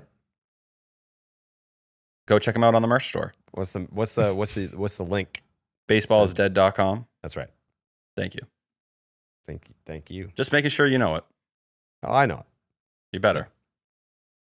New episode comes out Wednesday, and that will include, is that the, yes. Okay. Yes? Yeah. Corbin Yes. Carroll. Yes. Interview Wednesday. And Feud. And Family Feud. People were like, where the fuck's Family Feud? I know, it's crazy. Yeah. I mean, it's not crazy. I love that people missed it, but yes. Yeah, it's my favorite thing that we do. So well, Family Feud too, back on Wednesday. My mom asked about it. That's awesome. She did. Maybe we can get her on sometime. I'd love to have her on. No, I was being serious. Why I am too. No, not with him here. Why? What the Who's fuck? Not Dallas? you. Oh, yes. Dallas, Look at that look on his face. Oh. Not a chance in fucking hell. You're going to want it to be digital. You don't want an in-person feud with him and your mom. Yeah. That's when it gets real dangerous. Right. Yeah. That'd be great. All right, let me ask this, Jay. Hey. Yeah. The guest that didn't work out last week, is it the same one for Wednesday? Yeah, that's the plan. Okay. Yep. So this person's very excited. Very excited. Okay. Presumably more so, given that he or she had the whole weekend to bubble on it. Right. Yeah. Yeah. All right. Family Feud Wednesday. And we haven't picked a topic for the Patreon draft this week, no? We're not. I think we need to be more narrow. I think narrowing it was some of the feedback. Yeah. I agree. Almost once I think we should probably put an asterisk on whoever wins this one, just because like a not you, narrow that's enough. Probably the asterisk. only one that I'm gonna win. I didn't even see. I haven't looked, but I'm assuming that I'm winning because I did have the best list. Let's go ahead. I mean, I had the best list, so I'm just going to go ahead and check. Where do you find this? Where do you find the poll? It's on the Patreon. /baseball is dead. The poll is currently. Oh, that's not viewing it on the right browser. Hold on. Oh. I go through the same exact issue, and it is so frustrating. BIDpatreon.com. While Jay Hay's looking for that, there will be a new blog post coming out on Rafael Devers and his turnaround to his season. Oh, I'm going to quote tweet that and absolutely slander the shit out of it. I can't wait. Wow. You deserve it. Wow. Yeah. What website? Patreon.com/baseball is dead. I'm assuming you don't subscribe, so I don't know that you'll be able to see the poll, but let's get Dallas a subscription. How about that? /BID? Brother, if I have to fucking say it one more goddamn time, I'm waiting for these poll results because I feel like if I'm not in first, I will appeal. Yeah, I'm struggling to get to it right now. Yeah. Either that or a lawsuit or both. I can pull it off. Yeah, let's get those poll results. Are we ready for the results? Yes. Yeah. Are you sure you're ready? Jesus. I got it right here. Yeah, what is it? Jared is in first place with 61% of the vote. It's not over yet. It's pretty much over. What are the percentages? Jared at 61, Dallas at 13, Jay Hay at 8, Coley at 11, and me at 7. Yeah, it's over. As long as I don't lose to your list of High School Musical. A lot of people reached out and said that my list, people may fail to, fully understand the greatness of it, but they connected. Like the people that fucked with it heavy. And that almost means more. Yeah, and to those 3 people, we say congratulations. Thanks for voting. Yep. Yeah. We'll see you in the streets. Yeah, you guys are getting absolutely fucking dildoed in this. If I was Jay Hay, I'd be offended that a list with High School Musical 2 is 1%. I am a little offended. I guess there's only so many points to go along. This is literally just, this is the Husavenites saying, hey, let's throw ones to throw them off the scent. We can't have Jay Hay. Oh, yeah. As soon as we get back to drafts, like where we're taking baseball players or selecting the greatest Americans. Yeah, we'll be back on track. Don't worry. How about bodies of water? What? Like drafting bodies of water? I mean, I'm intrigued. Think about certainly it. A choice. Ponder it. Pacific 101. I don't think it's really an argument. I wouldn't even think about it. Wouldn't even be on my list. Not even on your board. No. Dude, it's ruined. There's like radiation and shit in it. We're on to a different body of water. What about cartoon characters? Ooh, that's a good one. I dominate. You do not want that. This Might one. be more you would socially pick a bunch of dynamic fucking than bodies of water. anime characters that no one's ever heard of. That would be your entire board. Not you. Yeah, but like, do you think our audience knows who fucking Bippity Bop, whoever the fuck is? I do. No, they don't. Bippity Bop. I'm going to go with the cast of One Piece, and that's it. Pretty good for Dallas. Proud of you. Yeah. I'm down Can't to take do a whole cartoon cast. characters if you're so confident in yourself. I will ball on all of y'all. I'll do it. I mean, is it cartoon character? Are we going like cartoon sitcom Animation? characters? Like Just animation characters? Cartoon We say cartoon. Well, I mean, cartoon, because I don't want to hear, well, that's not a cartoon. That's a late give me an night, example. blah, blah, blah, Give me an blah. example. I don't want to throw just any random names out there. I'm not going to Timmy Turner. Potential draft pick names. The fuck is Very Timmy Odd Parents. Turner? Very Odd Parents. How Like old are the you? Beatles? people? The Beatles like used to have a 41. cartoon. Like Like- that counts. If it was an animated Hank Hill. series, yeah, Hank Hill. Hank Hill counts for sure. yeah. For An sure. animated series, like that's a cartoon character. Yeah. God damn it, Bobby. Yeah. Right, I mean- all right. Cartoon characters it is. Animated cartoon characters. Yeah. All right, then. Done. Another win coming. That's gonna be a deep board. That's gonna require a little bit of research. Yep. How many? Five rounds? 5. Yeah. Okay. Got to tell Coley too. How many rounds? We did 8, right? For the first For the one? Great the Americans albums. one. Yeah, movies Yeah, was Great just American. 5. I feel like we can go 8 deep. Ooh, that's a long time. That's a lot of characters. I like 5. Yeah, I think that gets us time range 45 where we need to cartoon be. characters. Okay. All right, we'll do 5. Tyler's too much of a pussy to go 8. I'm not, but when we get an hour and a half in and we're still going Yeah. up and down the list, you're going to be upset. You're just We picking ha- characters. Jose you had It'll haven't- be like, I'm timer. so hungry. He's like, That's can I go it. eat? Yeah, Jose this is has how a Mint do timer. it, Milky. Huh? We did an hour on the movie draft. Hour. End the Whatever, podcast so you can go have lunch. All All right, shut up, you fucking skinny bitch. Sorry you don't eat anymore, and that doesn't apply I'm not to saying you. I do eat. Shout out Awaken 180, but I know you get hangry if you don't I eat by do. a certain time. I mean, we're way past that. He's damn. crested We can over tell. hangry. Yeah. Nobody got a rumbly tummy. It's fucking 3 p.m. Anyways. JTN tomorrow, yeah? The nuts. Yep. Yep. Oh, that'll be fun because we'll be able to watch the Dallas cast. That's perfect. Yep. Maybe Just get Dallas to pop that in. ass throttling that's going to take place in No, I can't Sacktown.